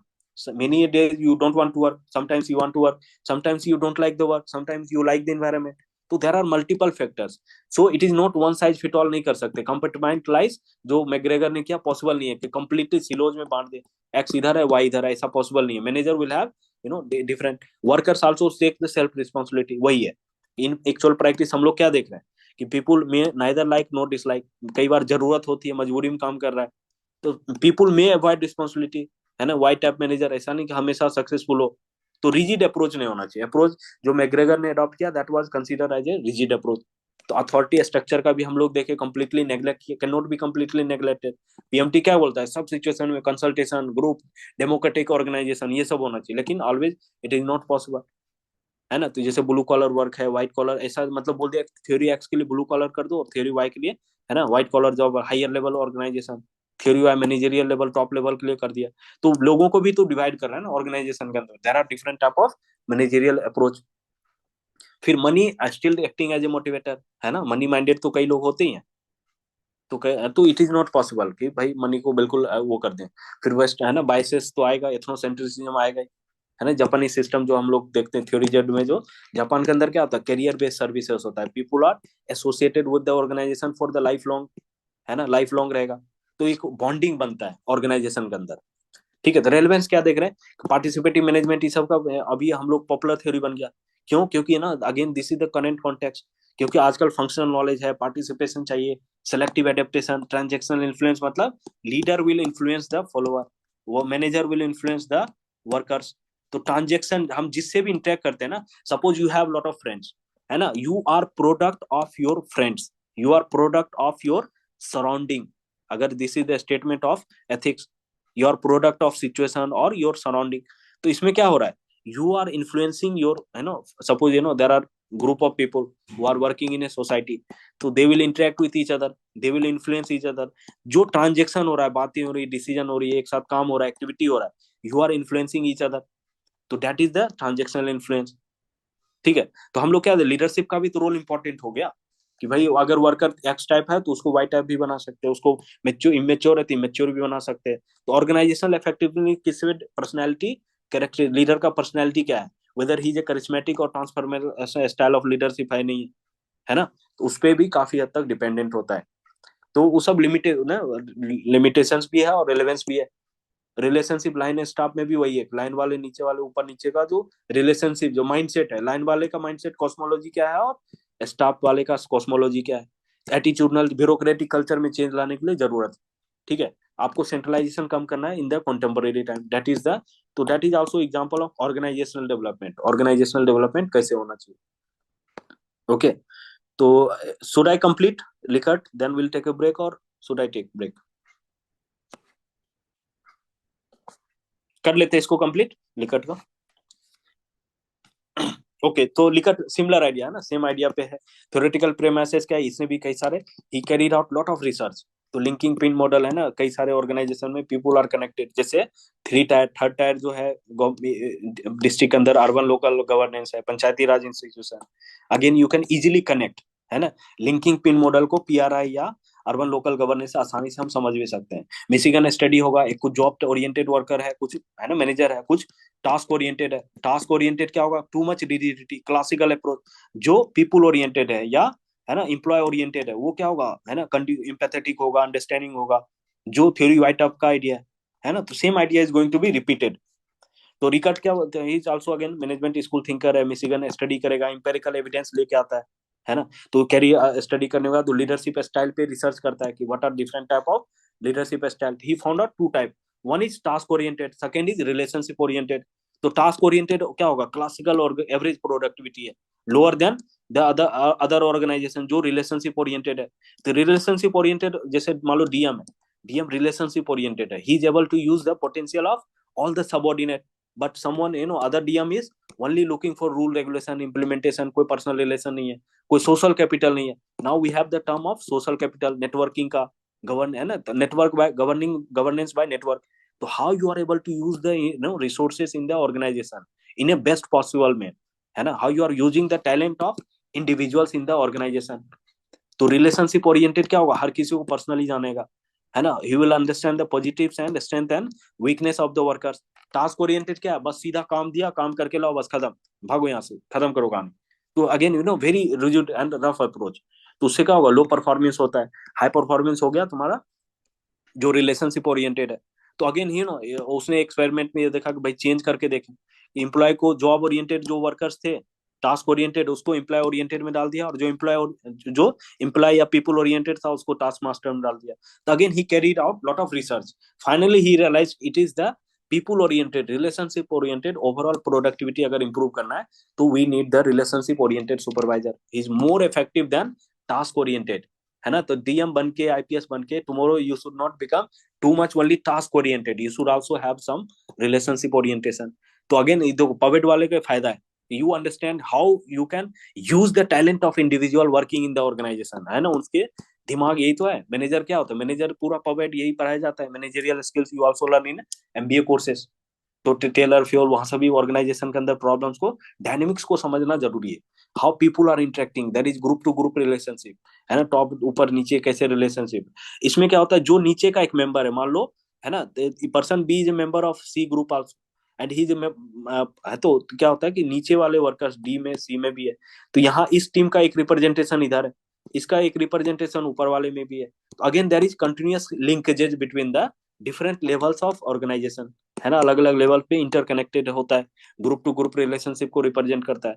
तो डायरेक्टली लिंकिंग पे ऐसा है ना क्वेश्चन नहीं आता है, बट देयर आर यूटिलिटी कि भाई ऑर्गेनाइजेशन में जो भी है ना, अब जैसे पीआरआई है, पीआरआई में क्या होता है, एक तो विलेज है, ब्लॉक है, और फिर डिस्ट्रिक्ट है। तो विलेज हेड ब्लॉक का मेंबर होगा, ब्लॉक का जो हेड होगा वो डिस्ट्रिक्ट का मेंबर होगा। तो देयर इज कंटिन्यूअस कोऑर्डिनेशन, कोई गैप नहीं है। यानी विलेज का जो कम्युनिकेशन है कहाँ पहुंचेगा, ब्लॉक में पहुंचेगा। सारे विलेज के लोग मान लो कि, है ना, सपोज आई टेक एरिया, इस एरिया में कई सारे विलेज है ना। तो अब इन विलेज का हेड क्या मीटिंग करके यहाँ पे एक ब्लॉक लेवल पे चार तीन लोग इकट्ठा हो गया मान लो, फिर यहाँ से ना एक लोग आ गया डिस्ट्रिक्ट लेवल पे, या दो लोग आ गया, है ना, अलग अलग।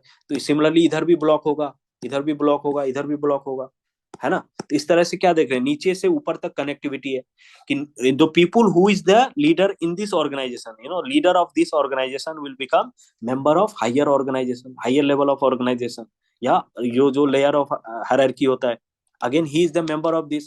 तो head of this organization will be member of higher authority.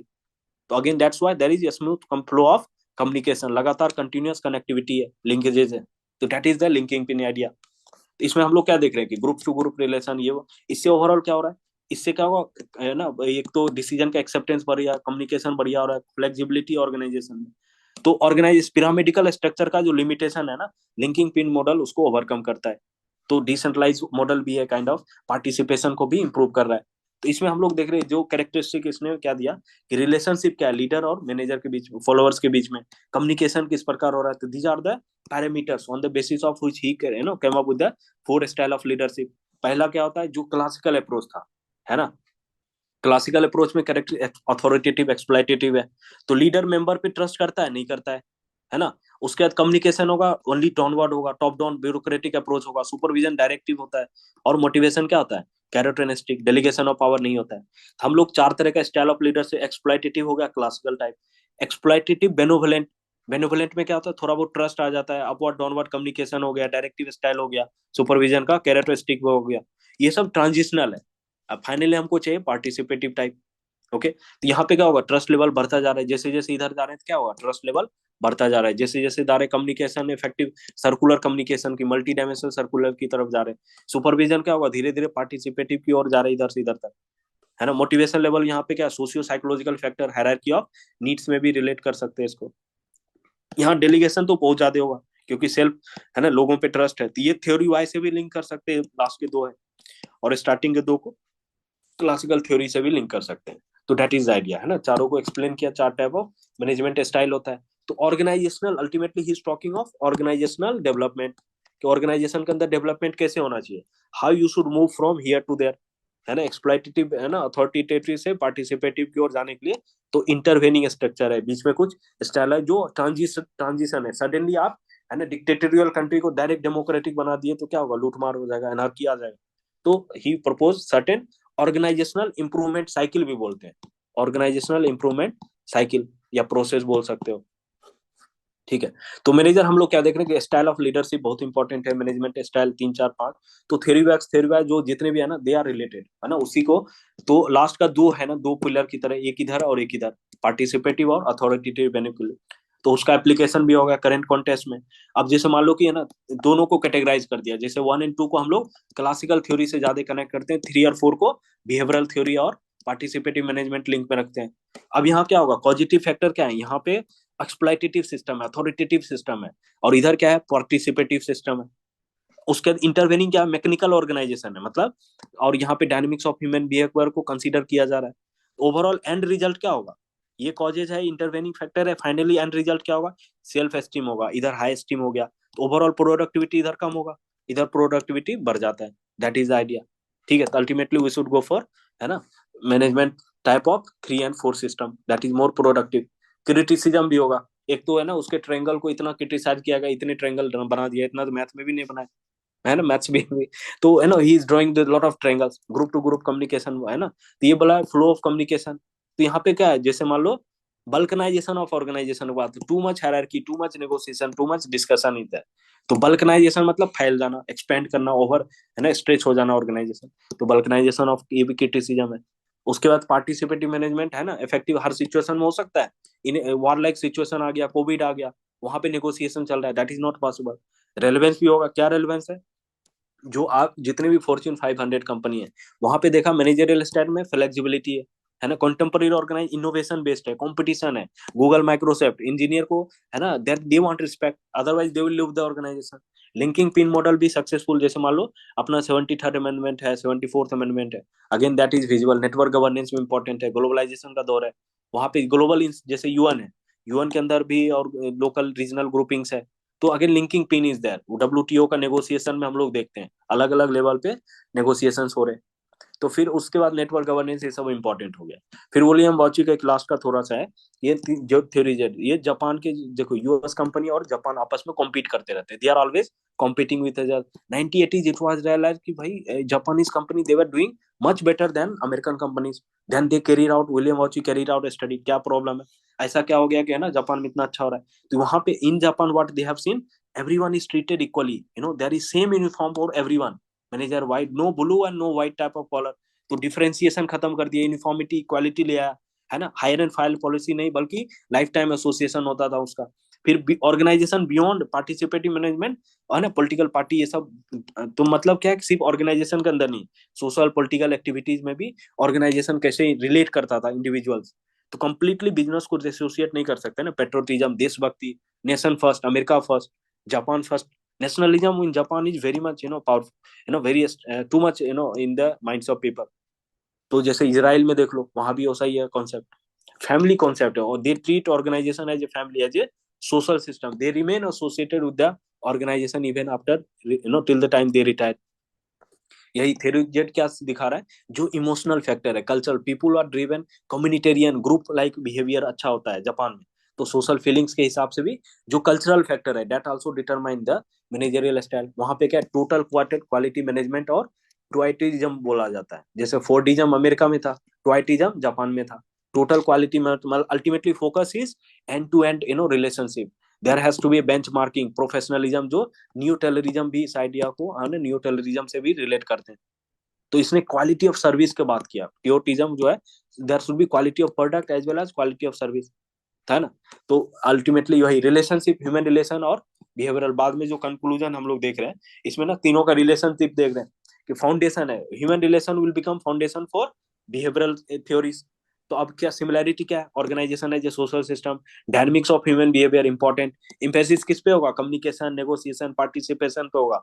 Behavioural factors important, most determinant होता है, ना कि प्रिंसिपल्स होते हैं। डिफरेंसेस क्या है कि भाई लिमिटेड ह्यूमन वेरिएबल्स है, साइकोलॉजिकल फैक्टर इंपॉर्टेंट हो जाता है सर बिहेवियरल में। हाँ हाँ प्लीज। सर न्यू टेलरिज्म से कैसे लिंक करते हैं हाँ, इसे? न्यू जो बेंच मार्किंग बोल रहा है ना, स्टैंडर्डाइजेशन करो, ये जो बेंच मार्किंग है, बेंच मार्किंग होना चाहिए, प्रोफेशनलिज्म आना चाहिए, क्वालिटी ऑफ सर्विस पे जो फोकस है। तो अल्टीमेटली टेलर क्या, टेलर का कंसर्न वही था ना, ultimately quality of product, quality of, है ना, प्रोडक्ट इंक्रीज होना चाहिए। तो बेंच मार्किंग करेंगे, स्टैंडर्डाइजेशन करेंगे, तो उस तभी तो आएगा। मैनेजेरियल लेवल पे जब हम टेलर के आइडिया को लगाते हैं, तो दैट इज न्यू टेलरिज्म, है ना। Is it clear? Yes sir. Human relation behaviour, तो इसमें हम देखो कंपैरिजन है, डिफरेंसेस एंड सिमिलैरिटी देखेंगे। तो सिमिलर डिफरेंस क्या है, लिमिटेड ह्यूमन डायनेमिक्स, पहली बार ह्यूमन डायनेमिक्स के बारे में बात किया गया, socio psychological factor first time. यहाँ पे क्या होगा, internal dynamics, external dynamics, broader focus. तो क्योंकि तब तक में क्या हुआ कि बिहेवियरल साइंस भी काफी डेवलप हो गया, यहाँ रेजेस ह्यूमन फैक्टर को सिग्निफिकेंस को इंपॉर्टेंस बढ़ा देता है ना। यहाँ पे क्या है कि आप मैट्रिक्स स्ट्रक्चर यानी प्रिंसिपल, इस सब में क्या चेंज होना चाहिए, लीडरशिप में क्या होना है, तो already it is advancement over the human relation thinker. तो that is the, you know, comparison. Social relation पे फोकस होगा, ग्रुप इनफॉर्मल, ये सब पे होगा। लेकिन यहाँ पे हम लोग कॉम्पिटेंस की बात कर रहे हैं, ट्रेनिंग की बात कर रहे हैं, सिलेक्टिव एडेप्टेशन की बात कर रहे हैं। तो again it is broader, much broader then HRD, है ना। ये रिएक्शनरी था कि भाई ऑर्गेनाइजेशन में क्लासिकल थिंकर का आइडिया को लगा रहे हैं, लेकिन ऑर्गेनाइजेशन सक्सेसफुल क्यों नहीं हो रहा है। तो they come up with the findings, that was kind of NPA type of reaction to the organizational theory, and NPA भी क्या करता है, रिएक्ट करता है। तो similarly HRT was just an observation, उसका है ना कॉस्ट सोशियोलॉजिस्ट जो माइक बोलते हैं, he just wanted to, you know, increase the productivity efficiency, he was not concerned actually about the welfare of people, his objective was only to improve the productivity and, है ना, efficiency। यहाँ पे क्या formal structure, यहाँ पे एक तो ये हो गया, दूसरा यहाँ पे overall personal competence, interpersonal skills, उस पे भी फोकस है। पर्सनल फ्यूजन प्रोसेस में क्या देख रहे हैं, पर्सनल गोल, सोशल और जो ऑर्गेनाइजेशनल गोल को इंटीग्रेट करना है। एक और क्या है यहाँ पे, ये फॉर्मल ग्रुप को रिजेक्ट कर देता है ना, ह्यूमन रिलेशन थिंकर्स ये फॉर्मल ग्रुप को रिजेक्ट नहीं करता है। जैसे जो थायरार्की 4 तरह का स्ट्रक्चर देखे पिरामिडिकल, तो फॉर्मल का भी इंपॉर्टेंस बताता है, जहां रूटीन वर्क है वहां पे जरूरत है।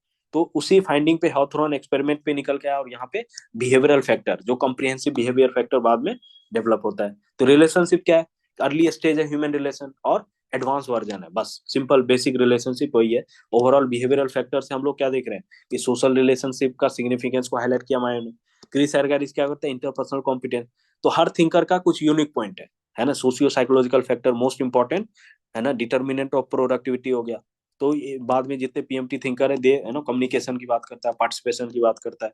तो these are important contribution that we say. अब बाद में जाके ह्यूमन रिलेशन के आधार पे, ह्यूमन रिलेशन को नियो क्लासिकल थ्योरी भी बोला जाता है ना। क्यों? क्योंकि एफिशिएंसी प्रोडक्टिविटी अल्टीमेटली वही ऑब्जेक्टिव है।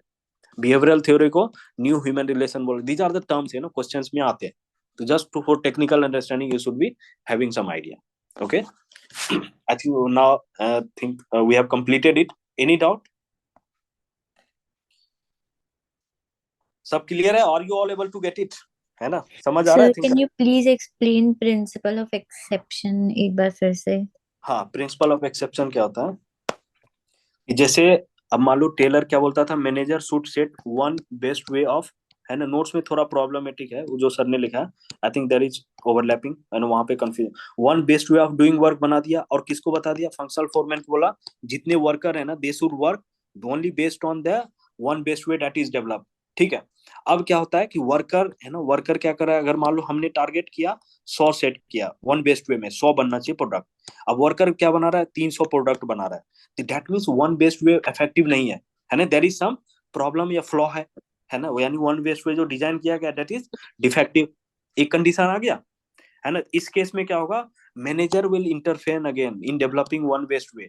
तो इन एक्सेप्शनल सिचुएशन व्हेन दो वर्क जो है वन बेस्ट वे के हिसाब से, यानी जो वन बेस्ट वे जो डेवलप किया गया उसमें डिफेक्ट है, या फिर वर्कर 100 के बदले 10 प्रोडक्ट बना रहा है, that means again one best way is not effective, there is some flaw. तो मैनेजमेंट का इंटरवेंशन कब होगा, in exceptional situation, not in normal situation. Normal situation में क्या होगा, फंक्शनल फोरमैनशिप और वर्कर के बीच में सिर्फ रिलेशनशिप है ना, स्ट्रिक्टली इंप्लीमेंट किया जा रहा है।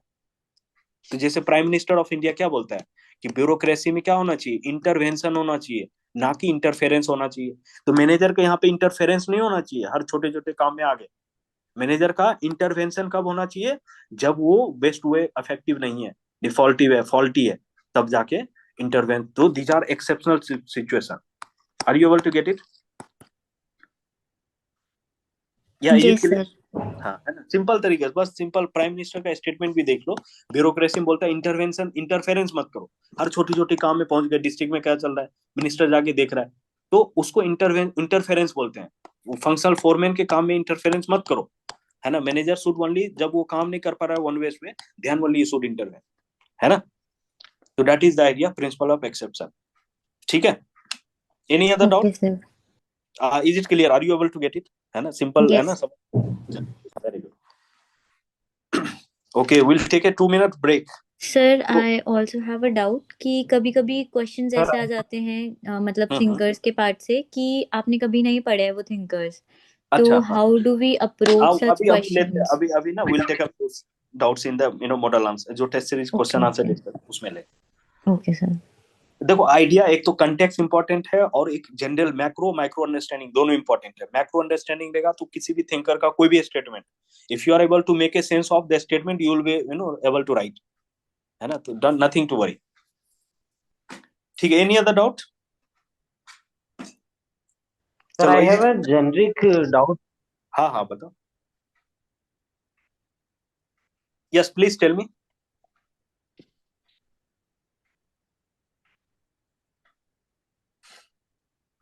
या please tell me. You are not audible. Please unmute yourself.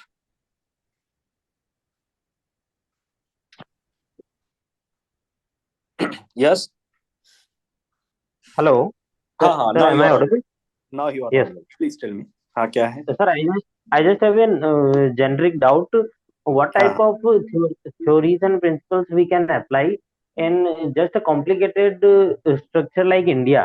where there is a huge difference between a rural structure and a mm, city structure. The very psychology of good. working workers in city and psychologies of rural people, they are You know, working very out very here. good thinking. That means you are trying to apply this idea into practical। यही हम चाहते हैं। Everyone should contemplate कि भाई ये इतने theory thinker पढ़ लिया हमने, इतने सारे आइडियाज है, इंडिया में कौन रेलिवेंट है कौन नहीं है, क्यों है तो क्या है ना। तो वेरी गुड ऑब्जर्वेशन। अब इसमें क्या है कि यू सी, एक तो पहला ये क्लियर हो गया कि there is no one size fit all, है ना। One size, others can take break, है ना। We are having the break now, 2 minute का ब्रेक लेते हैं, ठीक है। तो बेसिकली क्या है कि जैसे कोई भी ऑर्गेनाइजेशन है ना, तो हम क्या देखते जी हैं, वन साइज फिट ऑल तो परफेक्ट नहीं हुआ, है ना। वन साइज जी फिट ऑल तो जी चलेगा नहीं। अलग अलग जी सोशियो जो रिस्क का थ्योरी भी हम लोग पढ़ेंगे ना, प्रिज्मेटिक सोसाइटी वाला, सीपीए डेवलपमेंट जी एडमिनिस्ट्रेशन, उसमें भी हम लोग देखेंगे इकोलॉजिकल फैक्टर या ऑर्गेनाइजेशनल थ्योरीजम, सिस्टम थ्योरी या कंटीजेंसी थ्योरी फेंकेंगे। जब देखे हम लोग जी देखेंगे तो उसमें क्या है, contingency theory contingent factor, situational factor के हिसाब से जो स्ट्रेटजी अडॉप्ट होना चाहिए। ऑर्गेनाइजेशन का जो नेचर है, वर्क कल्चर है, तो डिफर करेगा। मान लो रूरल एरिया है, इमोशनल लोग जी है ना, सेंटिमेंटल लोग है, वहां पे जाके एकदम जी डंडे बरसा रहे, रूल रेगुलेशन फॉलो कर रहे, तो वहां पे अवेयरनेस की जरूरत है, सेंसिटाइजेशन होना चाहिए। यही तो सेंसिटिविटी ट्रेनिंग। जिस प्रकार का लोग है, जिस प्रकार का सोसाइटी है, उसके हिसाब से अपने को काम करना है ना। तो sir, are we going to train our staff और सिविल सर्वेंट्स, मतलब आर वी गोइंग टू हाँ इम्प्रूव वेरी गुड। देयर देखो कैपेसिटी टाइम टू टाइम बिल्कुल देखो ये एक, फॉर हाँ एक तो मिशन कर्मयोगी, मिशन कर्मयोगी जो आया, मिशन कर्मयोगी जी क्या है, वही है, जी है ना, ऑन जॉब ट्रेनिंग है। हम जो जी फाउंडेशनल ट्रेनिंग होता है उसमें क्या, village visits, are you aware of it, जी जी है ना। पूरा जो इंडिया क्यों घुमाया जाता है, इंडियन कल्चर को जी जानो, सेंसिटाइज करो, लोगों के माइंडसेट समझो, वहां के कल्चर रीति रिवाज को समझना तभी तो जरूरी है। अदरवाइज है ना, मंदिर में जाके जूता पहन के घुस गए, है ना, या कुछ और ऑर्डर कर दिए तो पता ही नहीं, तो फिर है ना, people will have a very negative reaction. जबकि है ना, दो ब्यूरोक्रेट इज वेरी गुड, लेकिन वो कल्चर वल्चर का अवेयरनेस नहीं है, सेंसिटिविटी नहीं है ना। जी तो वो जरूरी है। जैसे मान लो पेट्रियार्कल माइंडसेट होता है पुलिस ऑफिसर, तो जेंडर सेंसिटिविटी जरूर, माइंडसेट चेंज करने की जरूरत है। जो डीएम एसपी है उसके कॉस्मोलॉजी, जो माइंडसेट है, वो थॉट प्रोसेस को चेंज करना है, एजम्पशंस को चेंज करना पड़ेगा, फ्लेक्सिबल होना पड़ेगा, डायनेमिक। ऑर्गेनाइजेशन के अंदर इतने सारे लोग हैं, they have too much potential, why not to use their potential यार, है ना। क्यों उसको ऑब्स्ट्रक्ट कर रहे हो, उसको डायरेक्ट करके सुपरवाइज करके you only become one man army type, ऐसा approach that is not good in the contemporary time. Challenges है, सबको मिलकर करना पड़ेगा, है ना। ओके। ओके। तो सर, तो कैन वी हाँ ट्रेन आवर, मतलब हमारे पास इतनी बड़ी आर्म फोर्स है सर, हम्म, आर्म फोर्स मतलब जो वर्किंग जो फोर्स है, हाँ इतना वर्किंग बड़ा फोर्स, स्टाफ और इतना, तो इनको टाइम टू टाइम, मतलब कैसे सर इतनी कैपेसिटी बिल्डिंग प्रोग्राम ही चलाते रहेंगे, नहीं तो जैसे जनरली हाँ आजकल ये हो रहा है कि देखो क्या होता है ना, जब प्रमोशन होता है ना, before promotion there is pre training, है ना, pre promotion training, post promotion training, या मिशन जी कर्मयोगी जो आया ना, और जो ऑन जॉब ट्रेनिंग है, जॉब के बाद एकेडमिक लर्निंग के लिए, मास्टर्स या पीएचडी करने के लिए, एमबीए करने के लिए लोगों को भेजा जाता है जो इंटरेस्टेड है। अगेन दो आर द इंस्ट्रूमेंट, है ना, यही तो है ट्रेनिंग्स। जी टेलर क्या बोलता था, साइंटिफिकली सिलेक्टेड वर्कर्स होने चाहिए, उसको ट्रेनिंग दो, और साइंस ऑफ वर्क को और जो साइंटिफिकली ट्रेंड वर्कर्स है उसको मिलाओ, फ्यूजन होना चाहिए। तो यही तो है ना लगातार, that is a challenge for the ओ ऑर्गेनाइजेशन, है ना। Okay, any other doubt anyone. So, can thank you you. हाँ explain ओके भाई, Simon's hello? हाँ हाँ please ask. So, can you explain Simon's opportunity cost and 0 point concept? हाँ देखो, opportunity और जीरो पॉइंट क्या होता है, जैसे हम लोग कंट्रीब्यूशन सेटिस्फेक्शन देखे ना, कि भाई वर्कर्स कंट्रीब्यूट कर रहा है और they are getting some rewards और सेटिस्फेक्शन, तो एक पॉइंट होगा जहां पे दोनों बैलेंस बराबर है, तो दैट इज जीरो पॉइंट, है ना। He will not the leave the organisation. अगर उससे अगर कम हो गया, है ना, तो और people will leave.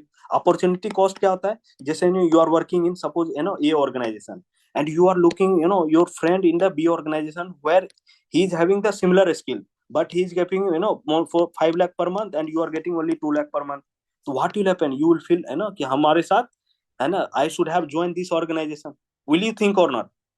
If you have the same Hmm. skill, in A organization you are getting only 2 lakh, in the B organization you are getting 5 lakh, तो what will you think, भाई हमारे पास सेम स्किल है, knowledge है, why should I not join B organization?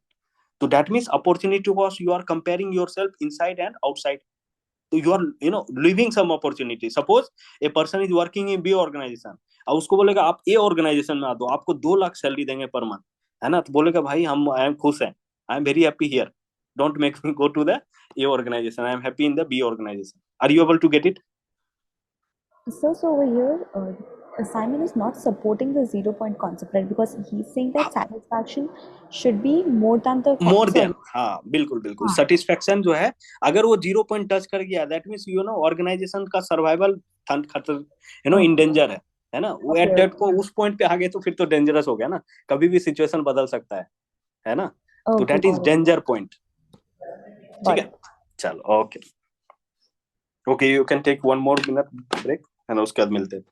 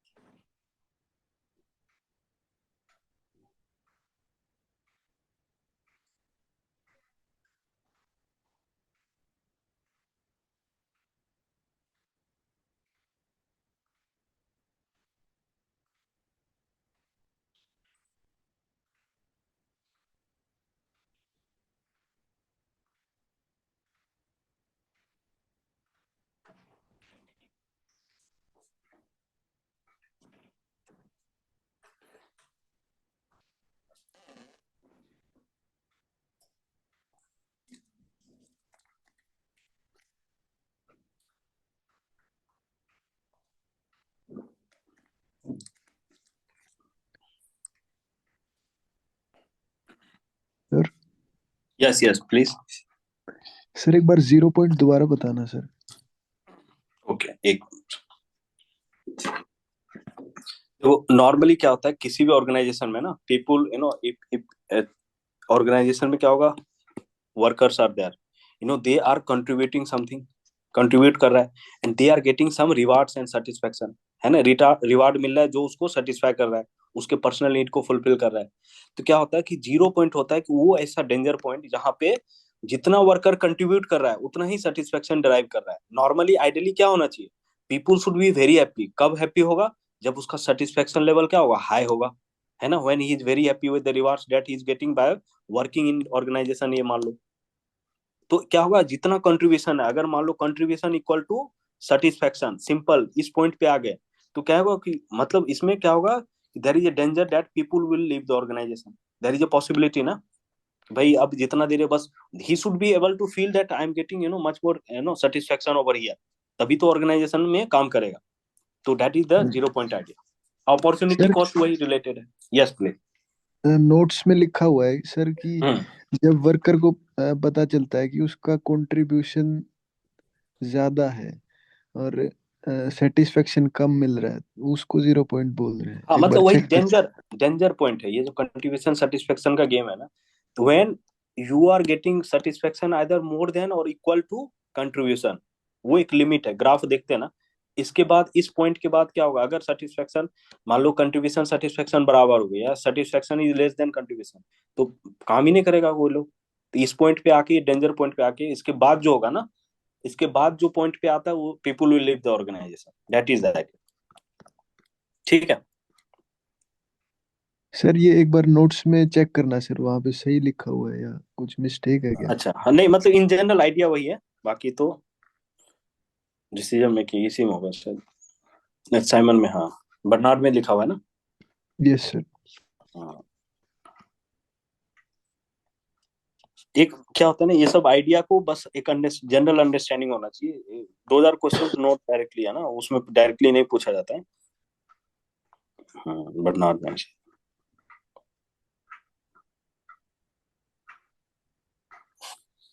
0 point देखो इसमें क्या है ना, 0 पॉइंट, हाँ 0 पॉइंट क्या है कि concept of when an individual in organisation for the first time think that he has better cost than what he is being paid. मतलब उसका जो है, अब उससे ज्यादा उसको सैलरी मिलना चाहिए, है ना, यानी contribution is more than satisfaction that he is driving. Yes sir. ठीक है, यही है ना. तो कंट्रीब्यूशन जैसे ही ज्यादा हो गया, सेटिस्फेक्शन कम हो गया, तो उस डेंजर पॉइंट को 0 पॉइंट, उस पॉइंट यानी वो पॉइंट जहां तक आता है, वो पूरा रीजन क्या हो गया, डेंजर जोन हो गया ना. तो वही 0 पॉइंट मतलब कंट्रीब्यूशन सेटिस्फेक्शन एकदम इक्वल तक आ गया, एकदम टच कर रहा है कि जितना कंट्रीब्यूट करो उतना ही मिल रहा है या उससे कम ही मिल रहा है, सेटिस्फेक्शन कम मिल रहा है एज कम्पेयर टू, है ना, कंट्रीब्यूशन, तो people will leave the organisation. Opportunity हम लोग क्या कॉस्ट बेनिफिट एनालिसिस करते हैं कि भाई बाहर में लोग जो काम कर रहा है, जो अंदर में काम कर रहा है, तो अगर हमको बाहर लग रहा है कि ना यहाँ पे जो हम काम कर रहे हैं बाहर ज्यादा कमा सकते हैं, तो यू लीव द ऑर्गेनाइजेशन। अगर लगेगा नहीं यहाँ पे अच्छा सैलरी मिल रहा है तो उधर नहीं जाओगे। अपॉर्चुनिटी फोरगोन जो होता है, कॉस्ट बेनिफिट एनालिसिस करते हैं, वही है। ठीक है। सर इस पे कभी क्वेश्चन आया है सर, ये जो नहीं साइमन का नहीं directly these are supporting arguments, है ना, इक्विलिब्रियम मॉडल को और रियल कैसे, मतलब उसको एक एडवांसमेंट था इक्विलिब्रियम, जो कंट्रीब्यूशन सेटिस्फेक्शन इक्विलिब्रियम को फर्दर उसने एनालाइज करके बोला कि एक पॉइंट तक वो ना 0 पॉइंट होगा, उसके बाद organisation, people will leave the organisation, है ना। तो ये दो ओके पैरामीटर होता है जिसके हिसाब से वर्कर काम करता है या ऑर्गेनाइजेशन को छोड़ देता है। ठीक है। Yes sir, thank you sir. देखो मॉडल आंसर में again you know content is going to be the same, only thing is we have to understand how you are going to mould your content. अब जितने भी हमने thinker सारे पढ़ लिए, अब उसके हिसाब से कंटेंट तो वही रहेगा। उसका देखो क्वेश्चन के पैटर्न को समझना जरूरी है टेस्ट सीरीज में।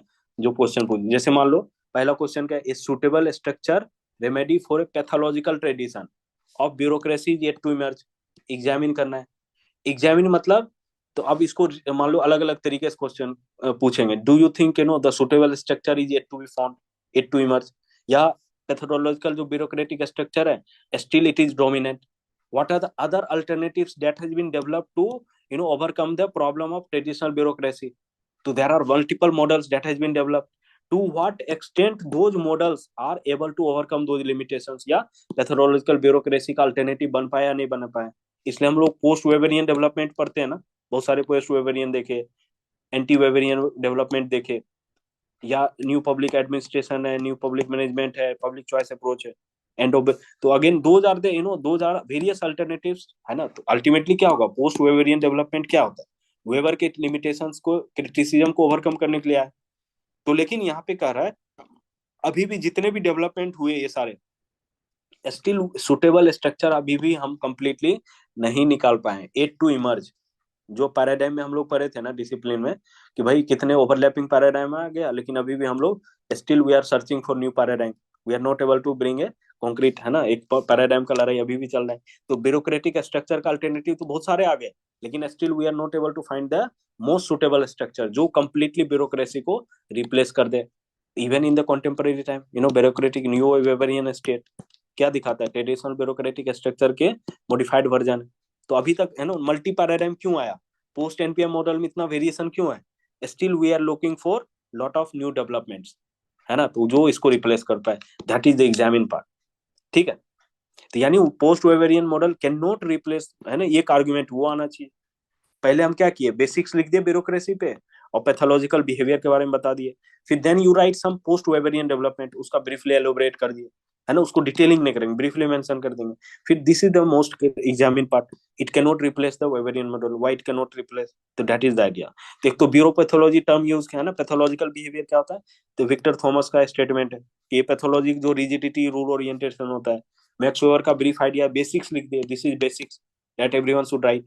फिर पोस्ट वेबरियन में बहुत सारे मॉडल्स डेवलप हुए, है ना। तो पहले क्या हुआ, वेबरियन ब्यूरोक्रेसी को क्रिटिसाइज किया गया, इन सारे स्कूल जो, है ना, इन सारे स्कूल ने क्या किया, वेबरियन ब्यूरोक्रेसी को क्रिटिसाइज किया, public choice, NPA, Parkinson law, end of bureaucracy. फिर पोस्ट वेबरियन मॉडल्स आ गया, है ना। तो लेकिन post Weberian still they are not completely suitable replacement, है ना, still they are yet to be emerge. Post and Weberian में क्या क्या, human relation, development, behavioural, public choice. तो क्या होगा, ये सारे प्रॉब्लम फ्लॉस को हाईलाइट कर देता है, वेरी गुड, है ना। अल्टरनेटिव देने, डिमोक्रेटाइज कर दो, डेमोक्रेटाइज कर दो, तो है ना, they try to solve, it is not that they have to some extent they have been able to solve the problem of Weberian bureaucracy, but still there are lot of critic of, है ना, तो rather alternatives की जगह they are more like a critic to the Weberian bureaucracy। ठीक है। तो हम लोग क्या अटेम्प्ट तो है प्रॉब्लम सॉल्व करने का, however still, है ना, still we are not able to completely reform Weberian bureaucracy, उसको रिप्लेस नहीं कर पाए। तो वेबरियन, इसलिए तो मोहित भट्टाचार्य क्या बोलता है, वेबरियन जो थ्योरी है that is the landmark contribution in the field of public administration. Still Weberian bureaucracy is most accepted and recognized model in the public administration. Is there any other alternative to Weberian bureaucracy? Still we are not able to find. तो इसलिए क्या बोलते हैं, yet to emerge, suitable structure. Okay. Then second question है, Bernard का जो motivational idea क्या है? It is just an improvement over Mayo's concept of social man. अब इसमें क्या इलुसिडेट करना है, तो जस्ट को इलुसिडेट मतलब सिंपल रिलेशनशिप को एस्टेब्लिश करना है. इसमें क्या बेसिक्स लिखेंगे, क्योंकि किस पे क्वेश्चन है? बर्नार्ड पे. तो बर्नार्ड का बेसिक क्या था वो लिखना है. फिर उसके बाद मोटिवेशनल आइडिया ऑफ मायो क्या था? मायो सोशियो साइकोलॉजिकल फैक्टर है ना. सोशल मैन का कॉन्सेप्ट लेकर आया मायो. तो self respect, honour, informal organisation की बात किया. फिर बर्नार्ड का जो स्पेसिफिक इंड्यूसमेंट और जेनेरिक इंड्यूसमेंट वाला आइडिया उसको कनेक्ट करना है. फिर देन कि इंप्रूवमेंट कैसे है, how they are inter related, that is the idea. तो कॉन्टेक्स्ट दे दिए, एक बुक का नाम मान लो लिखिए, है ना, फंक्शन ऑफ एग्जीक्यूटिव लिख दिया. फिर कंट्रीब्यूशन सेटिस्फेक्शन जो बर्नार्ड का इक्विलिब्रियम उसको लाया गया. बर्नार्ड मोटिवेशन का क्या क्या फैक्टर दिया, इंड्यूसमेंट दिया, फैक्टर क्या क्या है, स्पेसिफिक एंड जनरल. मायो का आइडिया क्या था? सोशल मैन का कॉन्सेप्ट. तो फादर ऑफ ह्यूमन रिलेशन भी मायो को बोलते हैं. तो वो सोशल मैन का बात करता है instead of economic man. Socio psychological factor impact the productivity. Barnard कैसे इंप्रूवमेंट है, लिंक कैसे करना है. देखो इकोनॉमिक मैन टेलर का आया, सोशल मैन आ गया मेयो का. बर्नार्ड ने दोनों को इंटीग्रेट किया, है ना. It is not, he is not rejecting. वो जो ग्राफ बनाते हैं ना कि भाई up to some limit money as act as a motivator, लेकिन after certain period of time money doesn't act.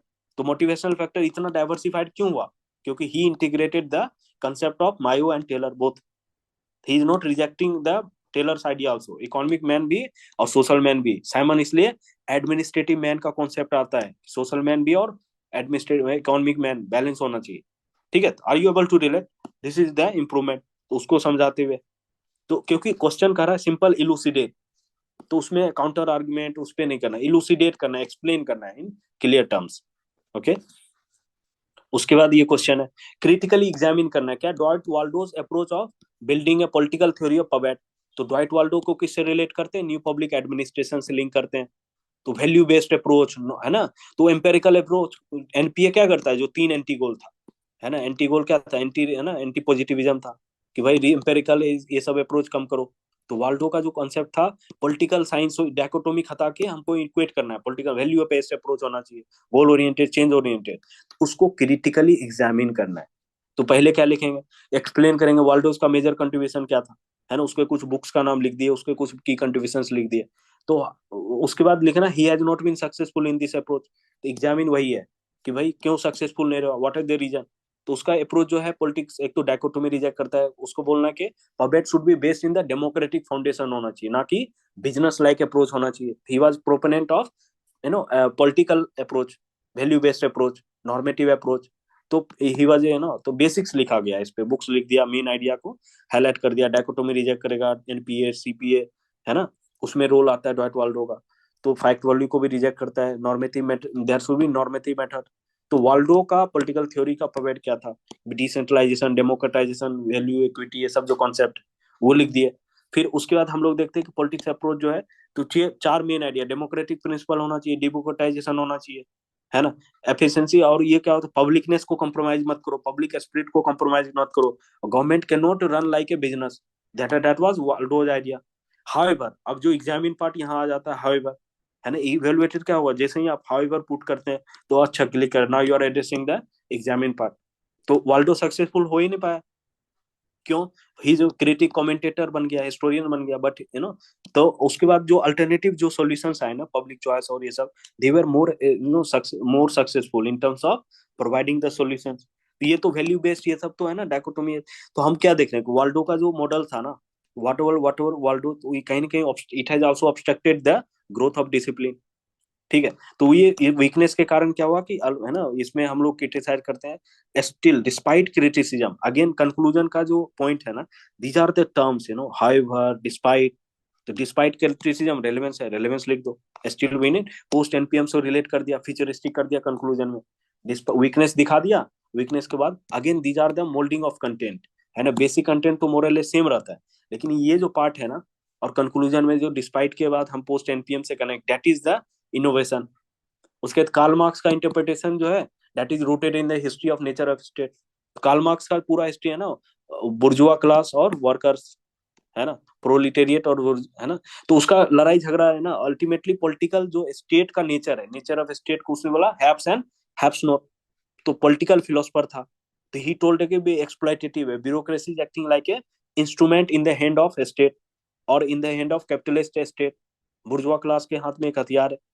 तो वो लेसे फेरे का पहले कॉन्सेप्ट, तो हिस्टोरिकल पर्सपेक्टिव दिखाना है, यानी history of nature of state, यानी स्टेट लेसे फेरिस से, है ना, किस प्रकार जो है ये एक्सप्लॉइटेटिव हो गया, या वेलफेयर स्टेट, जो जो कम्युनिस्ट मूवमेंट है ना, क्लासलेस सोसाइटी का बात ये मार्क्स करता है। तो क्लासलेस कब तक होगा, जब तक ये ब्यूरोक्रेसी जैसा एक इंस्ट्रूमेंट है, तो वो तो ऑब्स्ट्रक्ट करेगा, क्लासलेस सोसाइटी बनने नहीं देगा। तो कैपिटलिस्ट आइडिया को प्रमोट करता है, एक्सप्लॉइट करता है, ठीक है। तो ब्यूरोक्रेसी का मेन फंक्शन क्या है, स्टेटस को मेंटेन करना, वो अपना इंटरेस्ट, यानी बुर्जुआ क्लास के इंटरेस्ट को फुलफिल करता है, कैपिटलिस्ट क्लास के, है ना, इंटरेस्ट को फुलफिल करता है इंस्टीड ऑफ पब्लिक इंटरेस्ट। तो that is bureaucracy is antithetical to the development of people. State क्या एक्सप्लॉइटेटिव होता है, ऑपरेसिव होता है। तो bureaucracy is acting like apparatus of the modern state. तो he was very much critic of bureaucracy, he was very much critic of capitalist nature of state. तो वही है, उसमें रूटेड है in the history of nature of state. तो link क्या करना है, नेचर ऑफ स्टेट कैसे इवॉल्व हुआ, और है ना ब्यूरोक्रेसी कैसे उसको प्रमोट करने में या उसको स्टेटस को मेंटेन करने में हेल्प करता है। तो that is the idea. Evaluate करना है, तो अब इसमें थोड़ा सा हमको आना चाहिए, निगेटिव व्यू था ब्यूरोक्रेसी का, एक ओपिनियन रख रहे हैं, नहीं नहीं ये तो बहुत निगेटिव पर्सपेक्टिव था। तो ऑल्दो है ना एक्सप्लॉइटेटिव हो सकता है, इलीट हो सकता है, लेकिन पॉजिटिव कॉनोटेशन है, सब कुछ पॉजिटिव एस्पेक्ट भी हाईलाइट कर सकते हैं ब्रीफली, ठीक है, क्योंकि 10 मार्क्स है तो ज्यादा उसमें इनोवेट नहीं कर सकते। फिर दूसरा है successful management leader are found in the Likert 4 system. अभी हम सिस्टम 4 पढ़ा कि ऑर्गेनाइजेशन लीडरशिप में है ना कंसल्टेशन, डेमोक्रेटाइजेशन, सेल्फ रिस्पेक्ट, ये सब जरूरी है। एग्जामिन करना है, टू व्हाट एक्सटेंट। एग्जामिन मतलब इसको हम पहले पॉजिटिव्स लिख दिए, बेसिक्स लिख दिए, लिकर पे एक्सप्लेन कर दिए, एग्जामिन करेंगे तो यानी पॉजिटिव्स लिखेंगे, पॉजिटिव कंट्रीब्यूशन क्या है, और कुछ लिमिटेशंस को भी हाईलाइट कर देंगे। तो इसमें बस लिंकिंग पिन मॉडल है, बेसिक्स लिख दिया, बेसिक एंड स्टडी हो गया, 4 टाइप का स्टाइल का लीडरशिप, तो वो टेबल एज इट इज आ गया, है ना। मैनेजमेंट 4 के बारे में हम लोग क्या सिस्टम 4 के बारे में बात करें, तो democratic, decentralise, positive view of the worker. तो एग्जामिन पार्ट यहाँ आ जाता है। एग्जामिन में क्या देता है कि जो लीडर होता है ना फंक्शनल, जैसे बिल गेट, नरेंद्र मोदी, ये सब क्या सिस्टम 4 को प्रमोट करता है। तो अगर मान लो करिश्मेटिक लीडर है, तब तो सिस्टम 4 बहुत सक्सेसफुल हो रहा है। ट्रांसफॉर्मेशन लीडर है, करिश्मेटिक लीडर है, तो हाइवर। तो लेकिन कई बार क्या होता है कि it is not always so, one size fit all नहीं हो सकता है। लीडरशिप सिचुएशन पे डिपेंडेंट होता है। अगर मान लो मैकेनिकल काम है, बहुत ही रिजिड हायरार्कियल टॉप डाउन, तो वहां पे क्या अपने को system 1 type, system 2 type approach भी लगाना पड़ेगा। जैसे फिडलर का कंटीजेंसी थ्योरी होता है, टास्क ओरिएंटेड और है ना रिलेशनशिप ओरिएंटेड, तो दोनों में एक्सचेंज करके देखा। तो यही है मोटिवेशनल थ्योरी जब पढ़ेंगे, तो that is also kind of evaluation of कि रिलेशनशिप ओरिएंटेड होना चाहिए, टास्क ओरिएंटेड। मान लो डिस्ट्रिक्ट डीएम बन गया, पुलिस ऑफिसर है, टू मच रिलेशनशिप ओरिएंटेड है, तो सब अरे अपना भाई है, अपना दोस्त है, कोई दिक्कत नहीं, नथिंग विल हैपन। लेकिन क्या कि again that will impact the productivity of organisation, indiscipline आ सकता है, कैजुअल अप्रोच हो सकता है, but too much task oriented is again problematic. तो there is no system is perfect, यही कहना चाह रहा है। फिर अगला है decision are not by the organisation but by the human beings as a member of organisation, है ना। तो डिसीजन, ऑर्गेनाइजेशन कुछ होता नहीं, organisation is some of individuals who are working in the organisation. क्योंकि डिसीजन कौन ले रहा है, डिसीजन मेकिंग, है ना, साइमन ने क्या बोला, इंडिविजुअल लेता है। तो इंडिविजुअल लेता है तो उसके कई सारे लिमिटेशन है, कॉग्निटिव लिमिटेशन है, ऑर्गेनाइजेशनल रिसोर्स लिमिटेशन है, time constant. How do Barnard and Simon conceptualise the relationship between the decision of individual employ and organisational authority. अब देखो यहाँ पे इंडिविजुअल डिसीजन जो हमने देखा, तो अल्टीमेटली जो साइमन और बर्नार्ड का जो आइडिया है ना, तो क्या होता है कि थ्योरी ऑफ, साइमन क्या बोलता है, decision making is the heart of organisation. तो डिसीजन एक इंपॉर्टेंट ऑर्गेनाइजेशनल बिहेवियर है, यानी एवरीवन, तो अल्टीमेटली जो ऑर्गेनाइजेशन डिसीजन लेगा उसी से क्या होगा, ऑर्गेनाइजेशन सर्वाइव करेगा, उसका प्रोडक्टिविटी बढ़ेगा या डिसइंटीग्रेट करेगा।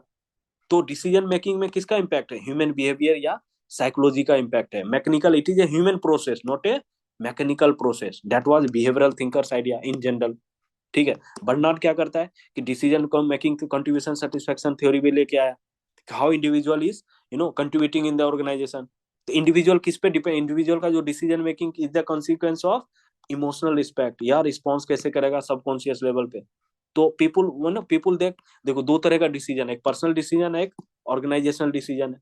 पर्सनल डिसीजन में भी based on emotions and sentiments, लेकिन ऑर्गेनाइजेशन टेक्स रेशनल डिसीजन। तो ऑर्गेनाइज जो स्ट्रेटेजिक डिसीजन का बात किया कि रिसोर्स को है ना बेस्ट पॉसिबल वे में कैसे यूज किया जाए। फिर सैमन क्या बोलता है कि इंडिविजुअल का जो डिसीजन है, साइंस ऑफ डिसीजन मेकिंग लेके आओ, बाउंडेड रैशनैलिटी का जो कॉन्सेप्ट लेके आता है सैमन, है ना। तो प्रोग्राम नॉन प्रोग्राम डिसीजन है, तो they are made by the people in the organisation, not by the organisation. Organisation कुछ होता नहीं। तो एक्सेप्टेंस थ्योरी ऑफ अथॉरिटी का बात करता है, वर्कर को है ना, वर्क मैनेजर ऑर्डर दे रहा है, वर्कर एक्सेप्ट नहीं करेगा तो काम नहीं होगा। यानी दोनों है ना, जोन ऑफ इंडिफरेंस बात किया या जोन ऑफ एक्सेप्टेंस, सैमन का आइडिया और बर्नार्ड का आइडिया सिमिलर ही नेचर है। तो ऑर्डर क्या होता है अल्टीमेटली, पीपल को है ना, लोग नीचे वाले समझ ही नहीं रहे ऑर्डर को, that is not consistent with the goal. तो there are some preconditions how the order will be accepted by the individuals. यानी अथॉरिटी का इफेक्टिवनेस किस पे डिपेंड कर रहा है, ultimately the subordinate how they are taking the order, compliance कितना अधिक है ना, किस पे डिपेंड करेगा, वेदर ऑर्गेनाइजेशन कि जो हायर ऑफिसर्स है ना, उसके ऑर्डर्स को कब मानेगा, जब interest of the individual in the organisation are also taken care. ऐसा नहीं कि इंडिविजुअल के इंटरेस्ट को बिल्कुल खत्म कर दो। तो यहाँ पे ऑटोमेटिक कंप्लायंस नहीं होता है। दैट इज क्लासिकल जो कंसेप्शन यही था, भाई ऑर्डर दे दो, वर्कर तो लागू करेगा, उसके पास कोई ऑप्शन नहीं है। लेकिन बाद में साइमन और बर्नार्ड ने देखा कि भाई लोग तो रिजेक्ट भी कर सकता है, if it is not in the zone of indifference और zone of acceptance, people will not follow the orders. तो अब साइमन का एक बॉन्डेड रेशनैलिटी का कॉन्सेप्ट हो गया। Again these are related to decision making, how individual takes decision in the organisation, है ना। चाहे वो बाउंडेड रेशनैलिटी का कॉन्सेप्ट है, जोन ऑफ इंडिफरेंस एक्सेप्टेंस का है, कंट्रीब्यूशन सेटिस्फेक्शन का है। लेकिन कुछ लिमिटेशन भी क्या है, हाउएवर मतलब डिस्पाइट कंट्रीब्यूशन जो पॉजिटिव दिखा है। तो इसमें क्या होगा, क्रिटिसाइज किया, जो हमने क्रिटिसाइज किया कि कंप्लीटली एक्सप्लेन नहीं करता है सिचुएशन को।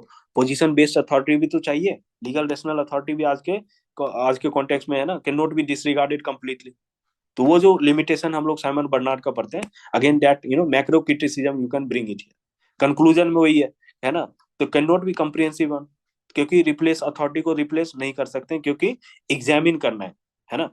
तो हमको देखना है कि हाउ दे आर रिलेशनशिप क्या है आज के कॉन्टेक्स्ट में, इंडिविजुअल एम्प्लॉय और ऑर्गेनाइजेशन। अथॉरिटी पहले क्या होता था, क्लासिकल अप्रोच का व्यू और बिहेवियरल थ्योरी का व्यू, दोनों में डिफरेंस है, जमीन आसमान का अंतर है, रिवर्सल। ये बोलता था टॉप डाउन अप्रोच ब्यूरोक्रेटिक, जो ऑर्डर दे दिया वो लागू होगा। इधर बोलता ना, जो आपने ऑर्डर दिया whether it is compatible with the organisational interest, individual interest. तो कई सारे फैक्टर है, जोन ऑफ इंडिफरेंस या जोन ऑफ एक्सेप्टेंस, है ना, उस पे डिपेंडेंट। तो इंडिविजुअल कैसे decision, this is the all you have to discuss. फिर आता है कि Taylor's management techniques were aimed at controlling workers to the point of domination. His original ideas did not necessarily imply the exploitation of workers. तो जब Taylor को बुलाया गया congressional committee में, बोला भाई तुम ये stopwatch, time and motion study, functional foreman, ये सब क्यों ला रहे हो।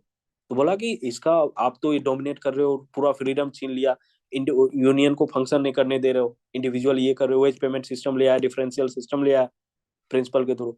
बोला नहीं, my idea is not the exploitation of worker. Worker पहले रूल ऑफ थंब से काम करता था, है ना। तो वर्कर्स को साइंटिफिक तरीके से काम करने देंगे तो काम करने का तरीका आसान हो जाएगा, ओवरऑल प्रोडक्टिविटी बढ़ेगा, ऑर्गेनाइजेशन प्रॉफिट आएगा, तो वेजेस भी इंप्रूव होगा, ओवरऑल प्रोस्पेरिटी आएगा। तो his idea was not to exploit the workers, exploit करता तो उसको है ना, फिर तो कम्युनिस्ट रेवोल्यूशन आ जाता जो रसिया और सोवियत में आया था। तो इसलिए saviour of capitalism, god of capitalism भी टेलर को बोलते हैं। तो फादर ऑफ साइंटिफिक मैनेजमेंट तो है ही, बाकी जो पॉलिटिकल एनालिसिस है उसमें भी बोलते हैं कि कैपिटलिस्ट आइडिया को कैसे इसने बचाया, नहीं तो सोवियत रिवोल्यूशन इंडस्ट्रियल सोसाइटी में आ रहा था, इधर भी आ जाता। तो तीन उसके एजम्पशंस की बात कर दिए, प्रिंसिपल से ये है।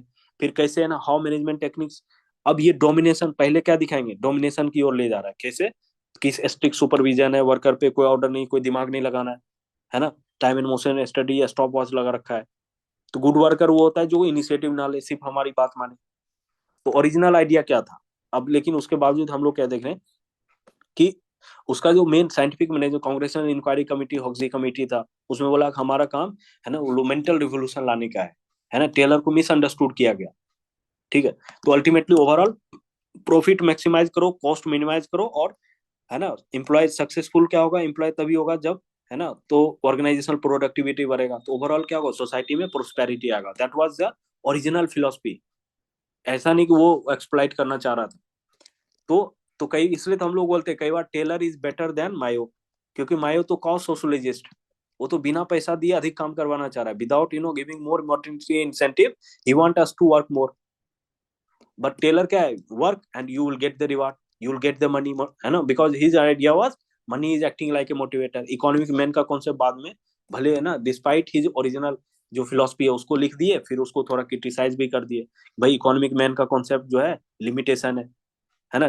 तो उसमें आप मैकेनिकल वे ऑफ वर्किंग ला रहे हैं, रिजिडिटी ला रहे हैं, इनोवेशन क्रिएटिविटी नहीं आएगा, कुछ लिमिटेशंस को हाईलाइट कर दिए, ठीक है। लेकिन बाद में रेलेवेंस लिखना है, even if Taylor is criticise you are getting everywhere however, है ना, अच्छे आइडियाज लिख के हाउएवर, फिर उसके बाद डिस्पाइट लिमिटेशन क्रिटिसाइज करने के बाद इवन आफ्टर क्रिटिसिज्म, तो this is how you have to write the answers.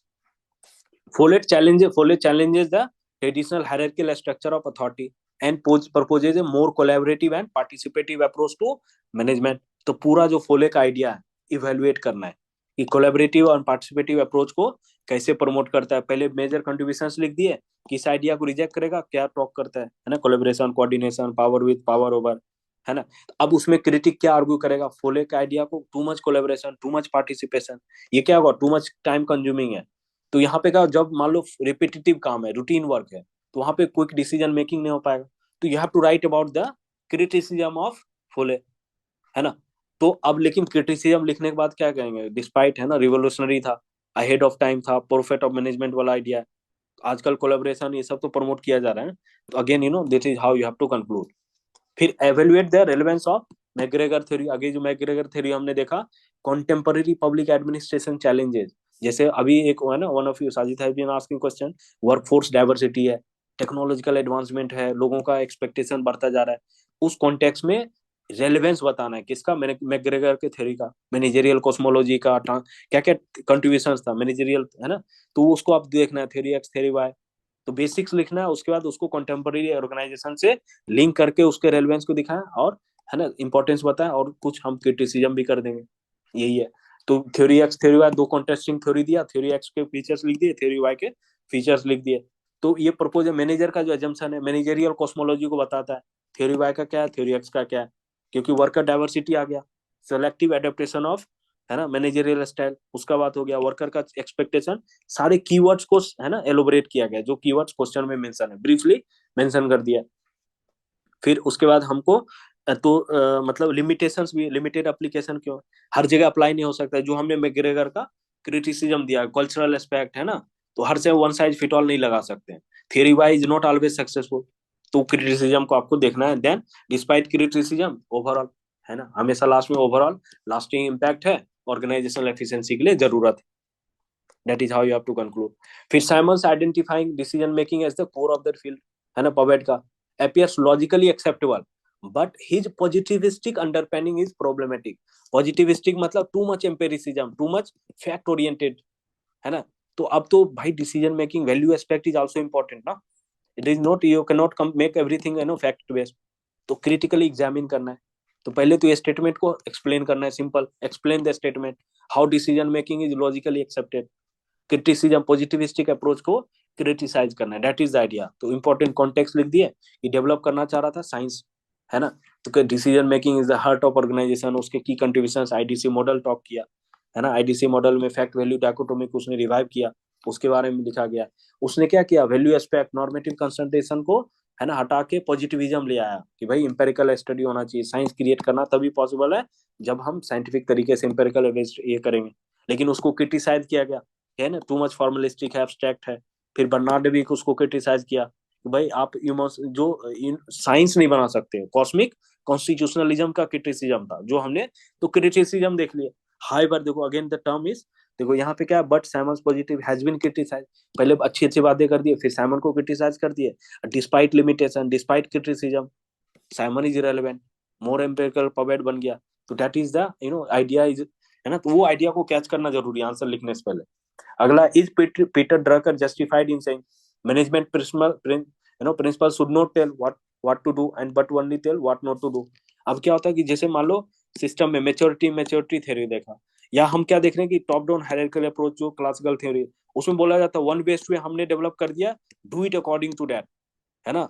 तो classical theory they use, the manager use to say कि do what I want, I am just telling you, don't do, है ना, मतलब वो क्या करना है वो बताया जा रहा है। लेकिन पीटर ड्रकर इज ए, है ना, later management thinker, human relation या न्यू ह्यूमन रिलेशन पे भी बताया, लीडरशिप पे बताया। तो मैनेजर का काम होना चाहिए सिर्फ कि क्या नहीं करना है, क्या नहीं कर सकते हो, give them freedom, let them take the initiatives, that is the idea. Taylor का आइडिया ब्रीफली मेंशन कर दिया, उसमें क्या होता था, soldiering one best way technique, है ना। पीटर ड्रकर, ये मेन है ना, मेन बेसिक्स ज्यादा एलोबरेट किया गया, नॉट रिक्वायर्ड। तो यहाँ पे क्या, पीटर ड्रकर क्या फेवर करता है, ऑटोनॉमी के फेवर करता है, कंडीसिव, है ना। तो बोलता है कि ऑर्गेनाइजेशन है ना, तो जो इन्वायरमेंट, जैसे मान लो अलग अलग एग्जांपल दे दिया, एक दो एग्जांपल, तो वर्कर इनिशिएटिव, जैसे फ्यूल भी तो आइडिया को कहीं ना कहीं देता बताता है। तो हिज आइडिया इज कि भाई worker should be only told कि क्या नहीं कर सकते, जैसे ना सिविल सर्विसेज कंडक्ट रूल है ना, you can not do this, you can not do, लेकिन डिस्ट्रिक्ट मजिस्ट्रेट को कितना फ्रीडम होता है, जैसे operation Sulemani, hunger free district, है ना, एग्जाम्पल है, you go and take initiative, do whatever you want, ultimately objective is growth and development, transformation of society, इससे सिविल सर्विसेज एक्टिविज्म आ रहा है। लेकिन उसको क्या है, सिविल सर्विसेज कंडक्ट रूल से बाइंड कर रहे हैं कि दीज आर द इनडिसिप्लिन, है ना, you should not do these activities, you should not be involve in corruption, nepotism, favouritism, है ना, मिसयूज नहीं होना चाहिए। तो दोज आर द आइडियाज, लेकिन इसके लिमिटेशंस को भी जस्टिफाइड, मतलब ऐसा नहीं कि बताना भी पड़ता है, कई बार रिपीटेड रूटीन वर्क है, एक्टिविटीज है, you have to tell it management. तो ऐसा थोड़ा एक एक्सप्लेन करके फिर उसके काउंटर्स को लिख दिए, है ना। फिर अगला है एग्जामिन हाउ फेनी, है ना, fails statements when he says there is no limit to number of principal of the administration as there is nothing absolute in the management। अब इसमें क्या है, उसने 14 प्रिंसिपल दिए, तो but he told that these principles are flexible, है ना। तो अब क्या कि बेस्ड ऑन, क्योंकि सोसाइटी जो है डिफरेंट सोसाइटी है, अलग अलग नीड्स है, तो there are certain, examine part में वही है कि साइंटिफिक यूनिवर्सल बनाया उसने। तो he however he was mindful of situational factor, बाद में यही जाके कंटीजेंसी थ्योरी बनता है, सिचुएशनल थ्योरी बनता है। तो हर सिचुएशन में आप अप्लाई नहीं कर सकते, एब्सोल्यूटनेस नहीं है, दैट वाज हिज आइडिया। तो लेकिन even if you look into the situational factor, लेकिन उसके, है ना, प्रिंसिपल में कई सारे फ्लॉ थे। तो सिचुएशनल फैक्टर के बारे में बताया नहीं, क्या कहना क्या चाह रहा है। यूनिवर्सल तो अपने आप को क्लेम कर रहा है, universal principle, mechanical formal structure theory दे दिया, क्लोज सिस्टम फॉलो किया, नॉर्मेटिव अप्रोच एक्सपीरियंस के हिसाब से। तो दीज आर एग्जामिन पार्ट, है ना। फ्यूल को एक्सप्लेन भी कर दिए, उसको क्रिटिसाइज भी कर दिए, बाद में लिख दिए इवन इफ फ्यूल, है ना, टुक सिचुएशनल फैक्टर, तो स्ट्रक्चरल एस्पेक्ट पे ज्यादा फोकस है फ्यूल का आइडियाज, ठीक है। फिर executive position employs employ a complex morality, requires high capacity of responsibility. अब क्या होता है ना, किसी भी ऑर्गेनाइजेशन में anyone who is promoted to the superior level, तो that means he that individual is ready to take the additional responsibility, not only for himself but all the people who are working below him. तो क्या होगा, morality क्या होगा, responsibility का concept क्यों complex, क्योंकि आपको एक तो है कि जितने वर्कर आपके नीचे काम कर रहे हैं, you have to take all the responsibility for them also. अगर वो फेल कर रहा है तो सुपीरियर विल बी कॉल्ड, है ना, डीएम को बुलाया जाता है कि भाई आपके डिस्ट्रिक्ट में ऐसा क्यों हुआ, यू हैव टू एक्सप्लेन। तो that it requires high capacity of responsibility. Complex morality मतलब जैसे लीडरशिप है ना। तो बर्नार्ड का जो थ्योरी हम लोग देखते हैं, उसमें लीडरशिप के बारे में बात करता है। देयर आर, यू नो, ये इसको ब्रीफली एलोबरेट कर सकते हैं। तो लीडरशिप आइडिया में मोरल एलिमेंट भी है ना। तो उसी मोरल एलिमेंट में ये कॉम्प्लेक्स बना देता है। तो आपको, है ना, रिस्पॉन्सिबिलिटी, क्योंकि ऑर्गेनाइजेशन में लिमिटेशन है, कॉम्प्लेक्सिटी है, तो उसको ओवरकम करते हुए आपको, है ना, you have to take the overall responsibility. तो बाद में ब्रीफली, है ना, ओवर इम्फेसिस, क्योंकि बर्नार्ड का जो वीक एस्पेक्ट क्या था कि over emphasise on the moral aspect, तो डाइल्यूट करता है जो वेबर का लीगल रेशनल अथॉरिटी का कॉन्सेप्ट, ऑब्जेक्टिव अथॉरिटी को क्या करता है, सब्जेक्टिव अथॉरिटी की ओर ले जाता है। तो दैट इज प्रॉब्लमेटिक, वो हाईलाइट कर दिया गया। फिर क्रिस एरगरिस क्या बोलता है, individual and organization have a defensive routine hinder the learning and growth. यानी ऑर्गेनाइजेशनल डेवलपमेंट का बात हमने किया। Discuss the underlying psychological and organizational factor that contribute to the development and perpetuation of defensive routine. अब देखो technical terms use किया गया तो बस, लेकिन आपको एरगरिस के बारे में पता है। तो डिफेंस मैकेनिज्म फ्लॉ क्या है, तो भाई जो ऑर्गेनाइजेशन इंडिविजुअल है, ऑर्गेनाइजेशन, है ना, तो अब मेच्योरिटी थ्योरी का कंसेप्ट यहाँ यूज होगा, है ना। तो किस प्रकार वर्कर्स रेसिस्ट करता है या वर्कर, है ना, काम करना चाहता है, मैनेजर का अप्रोच क्या है और वर्कर का अप्रोच क्या है। तो उसके पीछे का जो साइकोलॉजिकल फैक्टर है ना, ऑर्गेनाइजेशनल फैक्टर है, उसको डिस्कस करना है। We have to discuss the underlying factor. तो मेनली इसमें वही है कि एक तो एरगरिस का मेजर कंट्रीब्यूशन और उसके लिमिटेशंस, क्यों, क्योंकि डिस्कस करना है। तो डिस्कस में आपको लिमिटेशंस भी हाईलाइट करने हैं, ठीक है। तो हाईलाइट क्या करेगा, एक तो ऑर्गेनाइजेशन सोशियो साइकोलॉजिकल फैक्टर को हाईलाइट किया, fear of negative evaluation, single loop learning, lack of psychological, है ना, साइकोलॉजिकल सेफ्टी,